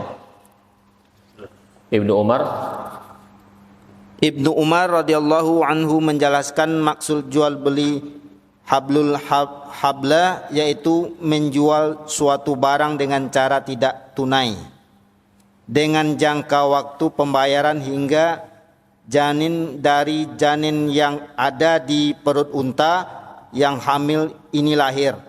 Waktu pembayaran utang dikaitkan dengan waktu kelahiran anak dari janin unta yang sedang bunting, kalau saja waktu kelahiran janin unta yang di perut tidak bisa dipastikan, apalagi waktu kelahiran anak dari janin itu kelak.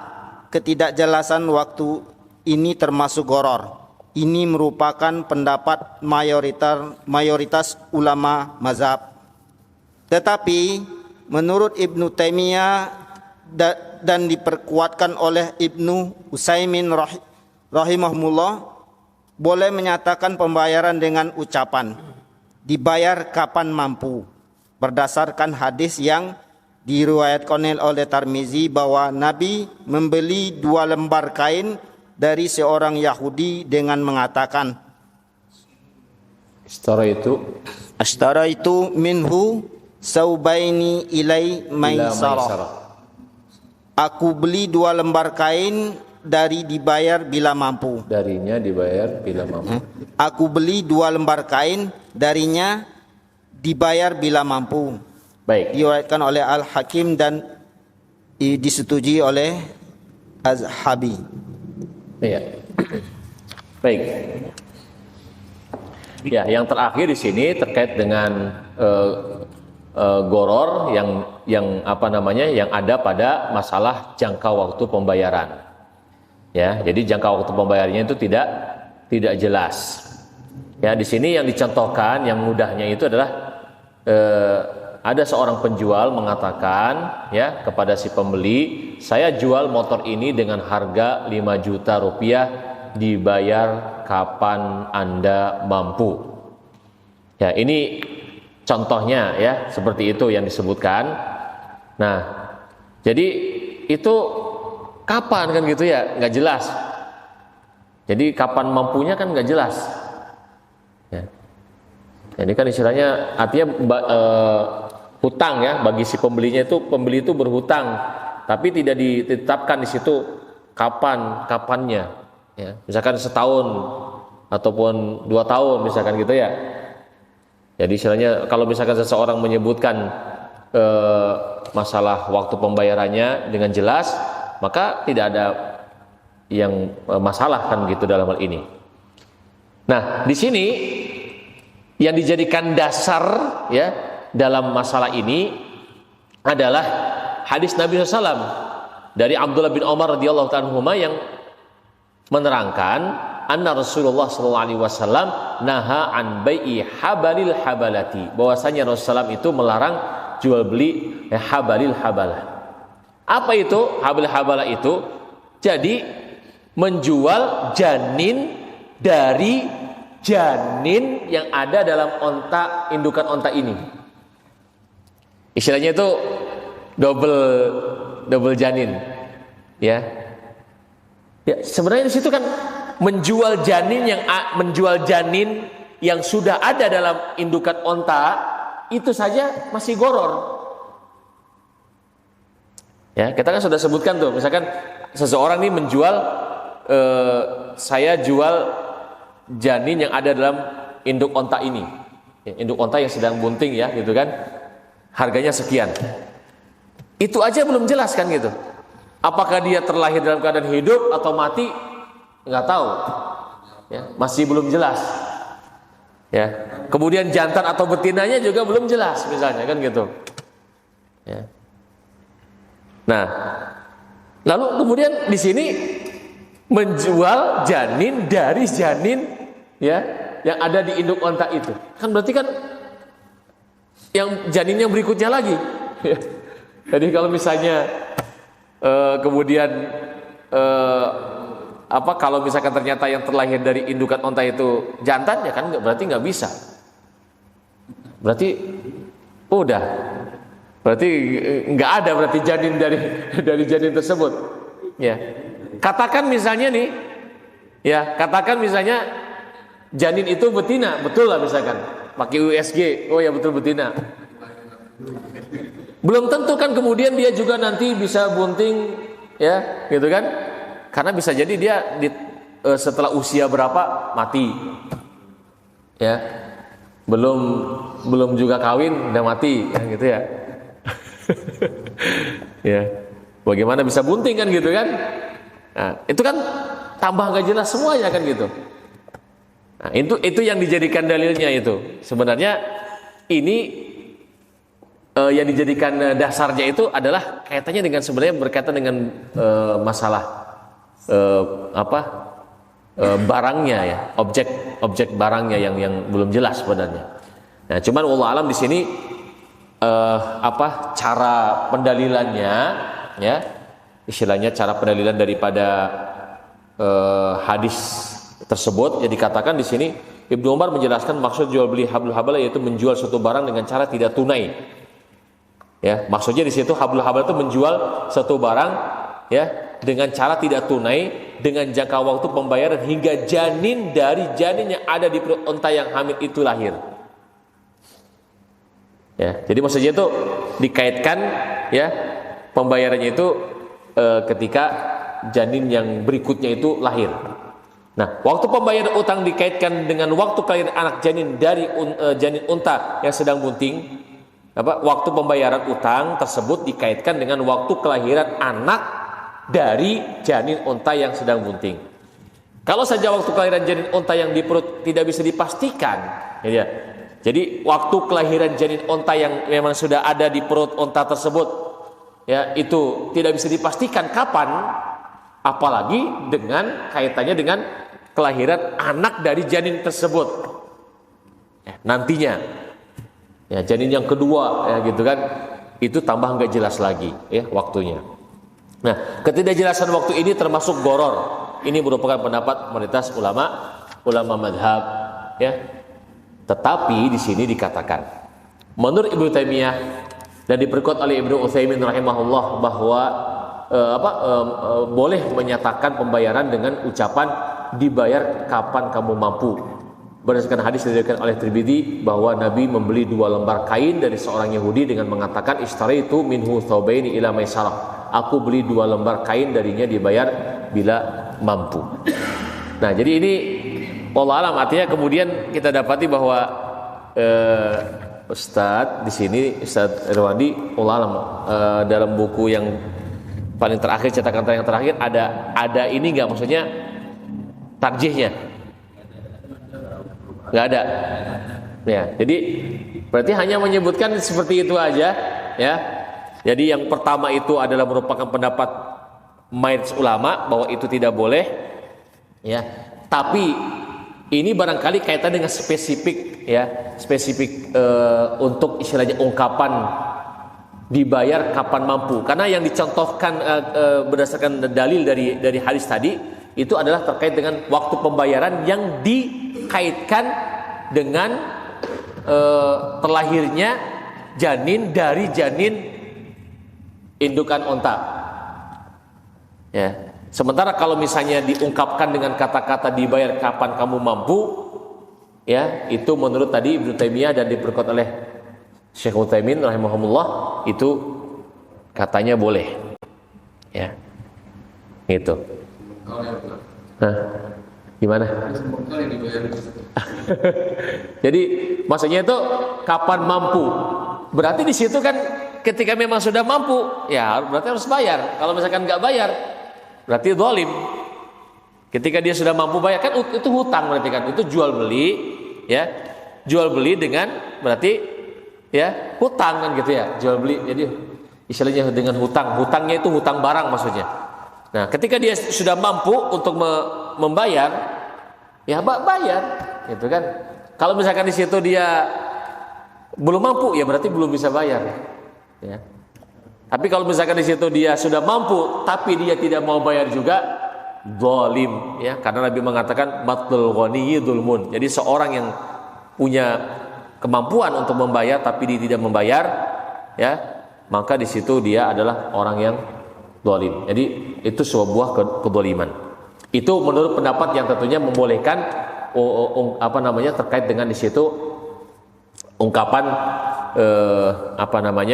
akad jual beli, ya, barang dengan harga dengan pembayaran, dengan waktu pembayaran semampunya, ya, si pembeli.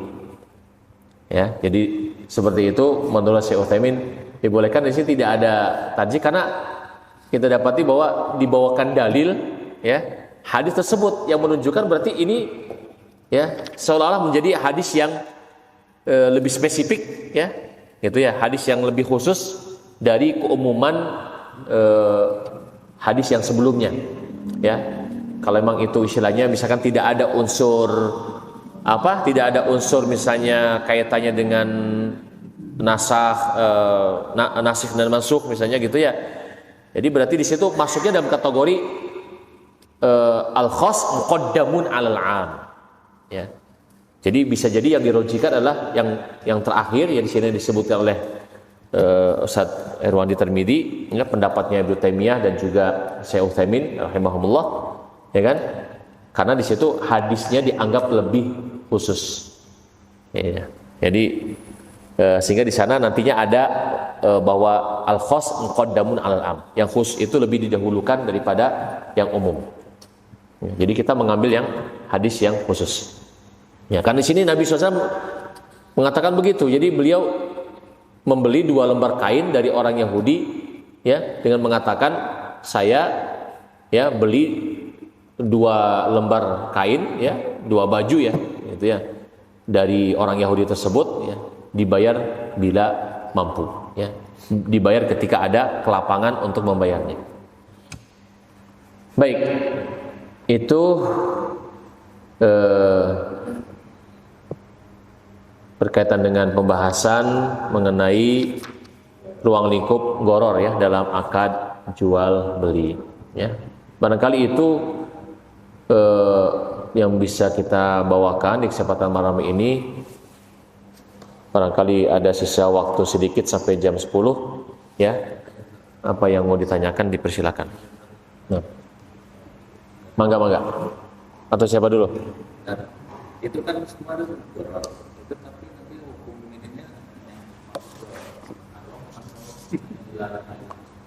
haram lah, dilarang haram. Jadi untuk gharar yang istilahnya sesuai dengan kriteria yang sudah disebutkan sebelumnya, ya. Jadi kalau udah termasuk gharar yang memenuhi kriteria diharamkan, ya berarti haram. Gitu. Ya, jadi gharar yang memenuhi kriteria yang diharamkan itu kan tadi kan tidak semua gharar itu kan haram. Kita sudah sampaikan, ya. Jadi ya, jadi yang kalau kata-kata dilarang itu kan al aslu fin nahyi haram kan gitu, li tahrim. Jadi asal muasal hukum yang dilarang itu berarti maknanya diharamkan. Ya, seperti itu. Ya, jadi kita harus lihat dulu kriterianya. Gorornya itu goror yang diharamkan itu yang bagaimana kan gitu. Ya, kita sudah sebutkan, ya, secara global sebelum membaca itu, ya. Jadi itu harus dipahami dulu, ya, kriterianya. Kalau misalkan di situ ternyata tidak memenuhi kriteria tersebut, misalkan ada satu kriteria yang tidak dipenuhi, ya berarti gorornya itu berarti boleh, ada dimaafkan lah gitu, ditoleransi, ya, seperti itu. Nah, gimana Bu Yusuf? Tadi dibilang penjual boleh menjual buah di harga di pohonnya. Gimana kalau pembeli yang bilang kue ini saya beli 10 juta misalnya gitu. Ya kan sama, intinya kan berarti kan artinya kan pada saat istilahnya terjadi jual beli buah yang masih di pohon, baik itu yang mengawalinya adalah si penjualnya yang menawarkan kepada si pembeli ataupun si pembelinya yang menawarkan diri untuk membeli kan gitu ya. Ya. Sama saja. Yang intinya sih pada dasarnya bahwa hal itu merupakan goror yang dilarang ya. Dianggap goror yang besar. Kenapa? Karena itu mendasar. Ya, jadi gorornya itu masuk ke tadi yang disebutkan dalam kriteria bahwa itu termasuk kepada hal yang mendasar. Ya. Nah, karena itu maksudnya itu tidak statusnya tidak sebagai pengikut. Itu. Jadi kalau pengen aman, undur dulu semua. Iya, turunkan, timbang, baru dijual. Nah, yang ini di masyarakat kan borong lawan cabut, borong tiga gitu. Iya, ya itu. Itulah yang berlaku di masyarakat. Ya. Jadi apa namanya? Karena ketidaktahuan mereka terhadap syariat, ya terus banyak terjadi kan begitu. Jadi makanya kalau misalkan kita pengen memberikan pembelajaran, kalau kebetulan kita punya pohon mangga, ya kita harus kasih pengajaran gitu kan kepada si orang yang datang itu kan. Biasanya orang datang, ada orang sudah bawa karung, udah bawa sengget ya gitu kan misalnya gitu ya. Jadi harusnya mereka bawa timbangan juga kan itu ya. Itu. Jadi nantinya bilang kepada si pemilik pohon tersebut, saya beli yang ada di pohon ini ya harganya per kilonya sekian. Nah itu baru benar ya gitu. Jadi turunkan dulu, turunkan timbang ya berapa, udah itu yang dijual. Tapi juga perlu diingat pula gitu ya bahwa tentunya menjual istilahnya buah-buahan ini juga ada syarat yang lain ya. Ya, jadi istilahnya tidak hanya menyangkut kaitan dengan masalah goror saja ya. Jadi kita dilarang di situ atau kita tidak boleh ya menjual buah-buahan itu ya hatta yabdua salahuhu, sampai di situ ya sudah nampak tanda kematangannya. Tanda kematangannya itu bisa dengan kekuningan ataupun kemerahan tergantung jenis ya, jenis buahnya. Ya. Jadi kalau misalkan di situ, dan itu juga nantinya ya kaitannya dengan menghitungnya kepada mayoritasnya min babit taglib. Jadi kalau misalkan di situ di pohon itu sudah mayoritasnya memang sudah ada tanda-tanda ya matang, baru itu dijual. Ya kan? Tapi kalau misalkan di situ yang masih kelihatan matang baru 1-2 biji masih sedikit ya, tanda-tanda masih tanda-tanda ya. Jadi sampai nampak tanda kematangannya. Jadi bukan istilahnya matang betul, bukan. Ya, ada tanda kematangannya. Jadi ketika di situ buah itu ada tanda matang, ya, istilah tanda-tanda mau matang begitu ya. Kalau kita bilang apakah itu namanya kemadung atau kemading lah gitu kan, ada tahapan-tahapannya. Kalau di Saudi itu ada tahapan-tahapan, ya. Jadi istilahnya ada balagh ya gitu kan, ada rutob ya begitu kan, ya. Ada tamar. Nah, itu tamar itu yang udah matang betul. Ya, yang istilahnya warnanya biasanya udah coklat tua gitu kan. Nah, ya seperti itu. Jadi kalau misalkan sudah ini sudah ada tanda mau matang, ya udah baru boleh dijual. Gitu. Hah? Nah, ya itu dia. Makanya kita dapati itulah istilahnya kemudian banyak mafsadah-mafsadah yang lainnya yang akan ditimbulkan. Ya, baik itu dari sisi masalah kesehatan lah, mungkin istilahnya yang mengkonsumsinya, ya. Dan kita dapati bahwa yang model karbitan itu biasanya juga memang namanya karbitan, ya cepet banget ya matangnya gitu kan. Biasanya ada ungkapan tuh, kita nih beli pisang nih, misalkan contoh, sekarang kelihatannya masih hijau semua gitu, tapi sorenya udah langsung kayak kuning dan cepet banget gitu ya. sampai cepat busuknya. Gitu ya, model-model. Jadi ada mafsadah-mafsadah yang lain di situ. Ya, dan sebenarnya di situ juga dari pihak ya si penjual ya gitu kan, buah-buahan yang dengan model seperti itu, dia juga sebenarnya resiko berat. Ya, resikonya besar juga. Ya, kalau misalkan di situ jenis buahnya ternyata model karbitan gitu yang ternyata bisa mudah cepat busuk juga kan itu ya. Ya, itu dia resiko. Ya. Cek mati. Ya. Jadi bisa kita jual barang sama seseorang, tapi kita kasih dia benar kalau dia bayar cash apa atau perlu 1 bulan kita kasih diskon. Itu termasuk dua harga apa? Jadi itu kan apa namanya? Jadi seseorang si A lah katakannya menjual kepada si B dengan harga cash. Bukan. Dengan harga hutang. Kalau misalnya dia si B bisa bayar cash, kita kasih diskon. Apa dia bisa? Maksudnya enggak yang ditetapkan sekarang ya, kita itu menawarkan si A itu menawarkan kepada si B itu ya langsung dengan harga yang istilahnya di situ kredit lah gitu kan, katakannya harga kredit ya, ataukah di situ langsung ditawarkan dua harga? Ya, harga satu harga, tapi biasanya kalau tadi material ini ya, dia biasa bayar 2 bulan, tapi kita kasih dia pilihan kalau dia bisa 1 bulan, kita kasih diskon dari harga segitu.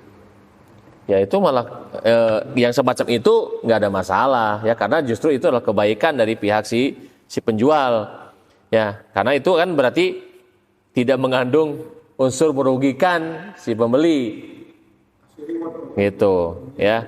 Jadi dalam kaitan dengan hal itu tidak ya ada ya unsur merugikan kepada pihak si pembeli.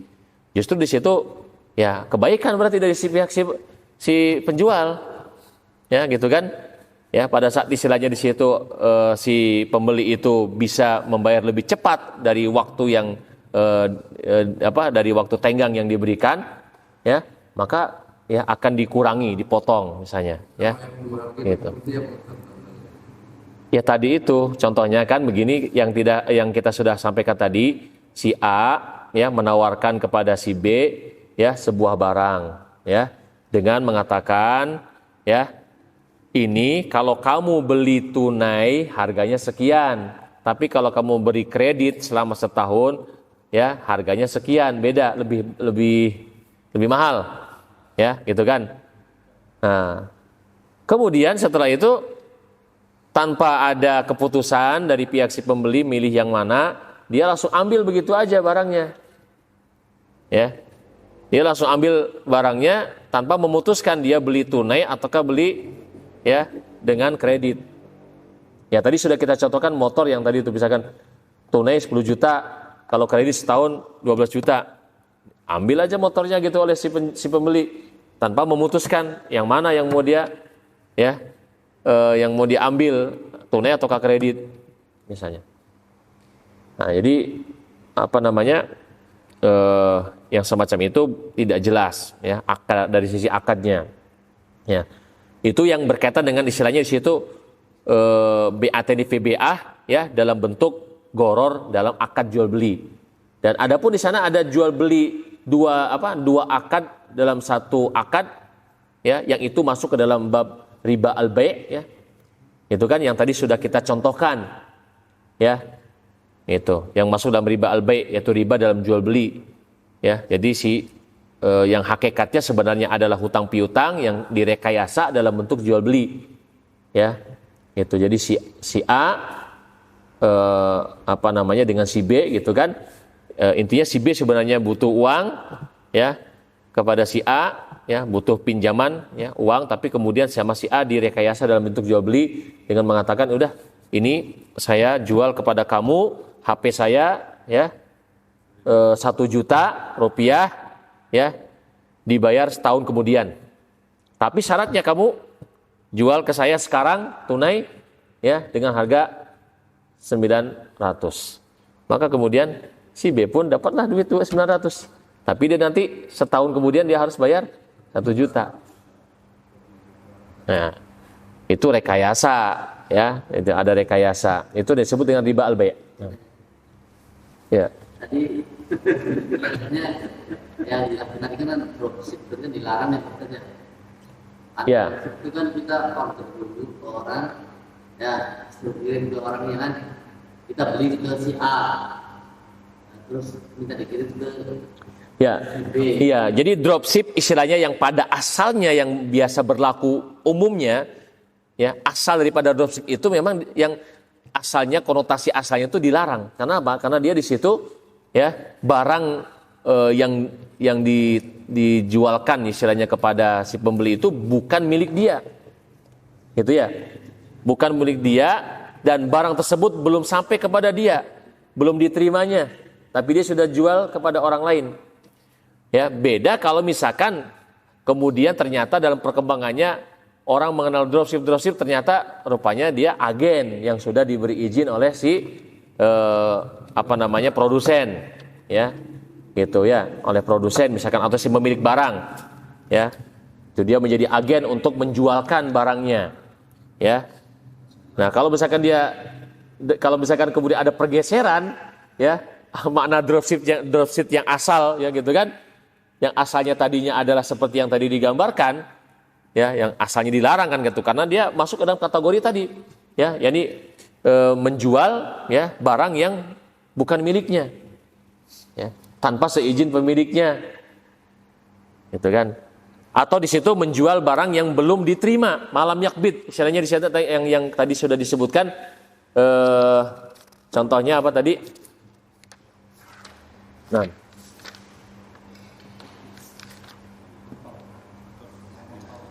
Ya, yang belum diterima tadi, ya. Jadi itu yang dinasihatkan oleh hakim, oleh Nabi SAW kepada Hakim bin Hizam, ya.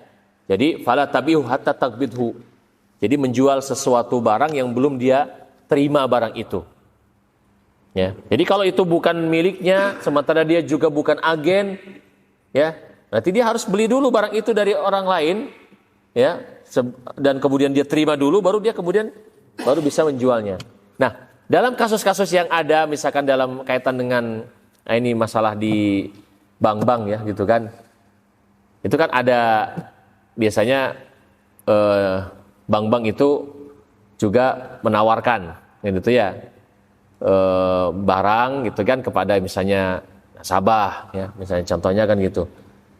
Nah, pihak bank biasanya ketika di situ berhubungan dengan misalkan dealer ataukah apalah gitu ya, toko misalkan suatu barang yang diinginkan oleh si nasabah, ya, itu yang sering terjadi itu bank itu kan tidak membeli dulu barang itu dan kemudian dia bawa, ya, gitu kan, dia bawa, pihak bank ini tidak begitu kan, jadi barang itu masih di toko, ya, si toko nanti yang disuruh mengirim kepada nasabah. Ini yang kekeliruannya, ya. Cuman tadi itu masalahnya, ya, memang secara regulasi wallahualam, ya, memang bank itu tidak diperuntukkan untuk seperti itu. Jadi maksudnya tidak diperuntukkan untuk istilahnya membeli barang, dibawa barangnya ke bank, kemudian dia menyerahkannya kepada si nasabah. Ya, itu secara regulasi dalam perbankan di kita itu mah nggak boleh. Jadi kalau misalkan ada yang melakukannya itu dianggap pelanggar sebenarnya secara aturan perbankan. Itu. Ya. Tapi ya ada zaman dulu pernah ya kayak gitu ya. Jadi barangnya itu sudah ada di bank. Ya, jadi memang betul-betul nasabah bertransaksinya dengan bank, bukan dengan pihak toko. Ya. Artinya di situ syaratnya seperti itu memang, gitu kan? Kalau itu dilakukan ya secara syariatnya itu yang benar. Ya, pihak bank beli dulu gitu dari toko. Kemudian diterima oleh pihak bank, dibawa kan gitu ya. Gitu, lalu kemudian diserahkan oleh pihak bank kepada ya si nasabah. Ya, yang mau membelinya. Kalau misalnya pihak bank itu datang di dengan kepala cabangnya itu saat terima barang di situ dipotong. Berarti kan tidak ada serah terima. Nah, terus dari situ pihak bank menyerahkan ke nasabah itu Di tempat yang sama. di tempat yang sama. Ya itu nggak boleh juga. Dari larangannya di sisi ya karena barang tersebut ya masih berada di tempat toko tersebut. Ya harus keluar dulu, harus berada dalam wilayah ya ibaratnya kekuasaan ataupun sudah di luar wilayah kekuasaan dari si toko itu. Ya, misalnya barang itu sudah diangkut ke mobil. Ya, gitu ya misalnya. Milik si apa ya istilahnya, katakan kalau itu bank ya berarti miliknya si bank ya misalkan.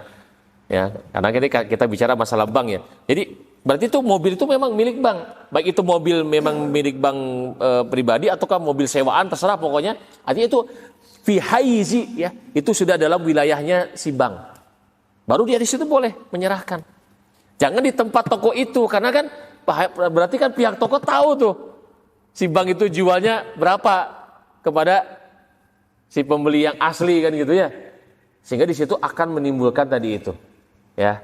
Ada wah, ternyata pihak bank jualnya tinggi ya harganya gitu ya. Saja kayak akan muncul di situ lah ya sesuatu dalam hati si pemilik toko. Ya, ganjalan-ganjalan kan gitu kan. Dan itu akan bisa menimbulkan ya tadi itu peluang-peluang konflik ya. Itu.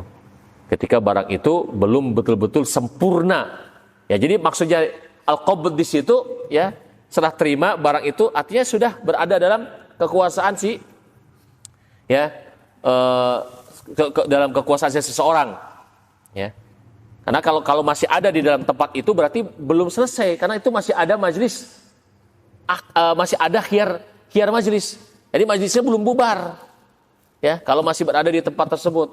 Jadi kalau sudah berpisah kan gitu ya. Gitu. Hatta yatafarraqa kan gitu kan bahasanya dalam hadis kan. Sampai memang sudah berpisah satu sama lain. Di samping sudah serah terima barang ya. Habis itu udah pisah baru ya sempurna jual belinya. Ya intinya sih maksudnya serah terima itu maksudnya menunjukkan tentang jual beli yang sudah sempurna. Ya. Yang kemudian ketika sudah sempurna berarti sudah mengikat. Ya, tidak ada lagi di sana yang namanya khiyar majlis, ya, gitu kan? Terutamanya khiyar majlis di situ tidak ada lagi hak untuk memilih, membatalkan, ya, misalnya, ya, dalam ketika majlisnya itu belum bubar. Ya. Jadi karena bisa saja di situ dalam majlis ternyata batal misalkan gitu kan pihak banknya mau membeli ya karena ya ada sesuatu hal berubah pikiran misalkan gitu bisa aja kan terjadi ya bisa saja terjadi berarti memang di situ selama masih ada dalam majelis jual beli belum berpisah satu sama lain ya gitu kan antara dua belah pihak ya si penjual dan si pembeli ya maka belum sempurna ya jual belinya ya seperti itu. Nah, wallahu a'lam bishawab mungkin Satu lagi. Sekarang kebanyakan di pasar di kota. Jadi si penjual itu udah membolehkan semua orang untuk berburu barang dia ya.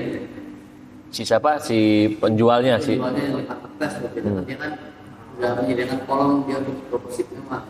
Tanpa kenal dia udah membolehkan semuanya. Tapi ada pendaftarannya enggak? Ada. Kayak e-commerce. Iya, jadi kan ya itu dia. Shopee itu media kan nggak ada. Ada daftar, nah kalau kita beli barang itu, terserah kita mau kirimnya ke kita atau dropship ke siapa gitu. Iya kan biasanya kan itu kan kalau modelnya kayak global kan gitu ya si penjual atau si pemilik barang itu mengatakan dia mengizinkan siapapun kan gitu ya. Kan nggak jelas berarti siapa-siapanya di situ masalahnya tuh. Jadi dari statusnya si orang tersebut kan artinya kan dia menjualkan barang tetap aja statusnya sama seperti dia menjualkan barang ya dari bukan miliknya gitu kan ya tanpa kejelasan ya di situ bagaimana statusnya ya gitu. Jadi intinya sih harus ada kejelasan ya siapa-siapanya begitu kan ya, jadi kalau misalkan dibebaskan seperti itu wah ya berarti masih ada unsur ketidakjelasan di sana gitu. Nah, jadi yang benar itu adalah ya ada kalau memang istilahnya mengisi form ya untuk menjadi Ya tadi itu statusnya sebenarnya jadinya nanti agen kan gitu posisinya, walaupun sebutannya dropship tapi itu ya dia statusnya sebagai agen. Ada juga Ustaz. Reseller, bahasa reseller lebih umum. Ngasih link, jadi kita dapat referral, kita dapat diskon dari situ, free dari situ. Padahal kita nggak mau ngasih link doang. Apa gimana? Kita cuma sebarin link, ya nanti orang yang klik itu belanja, kita dapat free dari situ. Kita nggak tahu dia belanja apa gitu. Itu berarti istilahnya apa ya? Mendapatkan ya affiliate ya. Jadi mendapatkan istilahnya fee dari Jualan kita nggak tahu. ya ala kulli hal itu juga nanti harus harus diperjelas ya, karena kita itu kan istilahnya begini ya, mengambil harta orang ya. Gitu kan, mengambil harta orang itu kan harus ada iwadnya. Apa iwad yang diberikan oleh kita kepada mereka yang ibaratnya di situ memberikan harta mereka kepada kita. Ya, apa iwadnya? Kalau itu misalkan iwadnya dikategorikan sebagai jasa, ya misalkan kita sebagai jasa gitu ya, sebagai istilahnya memang membuka jasa itu, ya. Jadi sehingga di situ ya dengan mengklik itu misalkan itu kita memberikan kemudahan kepada orang ya, dengan mengklik itu ya artinya kita kemudian setiap ada orang mengklik kita dapat nilai gitu ya, dapat istilahnya nilai ini ya, apakah itu ya istilahnya dianggap sebagai sebuah jasa yang kemudian karena dianggap memudahkan atau memberikan istilahnya di situ pelayanan kepada orang dengan jasa tersebut dan kita berhak mendapatkan imbalan dari situ, ya mungkin tidak ada masalah ya jika memang seperti itu. Ya, jadi kita statusnya bukan sebagai agen kan gitu, tapi kita di situ hanya sebagai melayani jasa terkait dengan menampilkan barang-barang. Ya, orang nanti mau beli apa, ya jualan milik orang. Jadi istilahnya kita di situ hanya menampilkan ya ini loh, kayak model ibaratnya apa ya, kayak model di luar daripada seperti Bukalapak ya, mungkin kan kalau Bukalapak ataupun Shopee ataupun apalah istilahnya marketplace yang ada ya, kalau mereka kan istilahnya sampai kepada tingkat ada penjaminan ya gitu kan ya, terkait dengan masalah di situ pembayaran ya kan. Kalau misalkan hanya sebagai penyedia ini saja untuk menampilkan ya barang-barang milik orang ya, siapapun bisa masuk ke situ ya itu kan, di mana di situ pemilik link tidak bertanggung jawab apapun misalkan terkait dengan istilahnya apa yang dijual ya gitu kan, tapi ya tetap harus milih-milih juga jualannya haram apa barang yang haram apa barang yang nah kan di situ ya. Jadi ya, pemilik link juga harus memilih-milih barang istilahnya yang akan ditampilkan di situ atau orang yang akan menampilkan barangnya di link dia seperti itu. Nah jadi istilahnya itu kaitan dengan pelayanan jasa ya, untuk memberikan kemudahan kepada orang mencari barang. Hanya itu saja barangkali. Ya dia mengambil jasa dari itu. Nah, wallahu a'lam bishawab. Mungkin itu saja dulu. Waktunya udah lewat.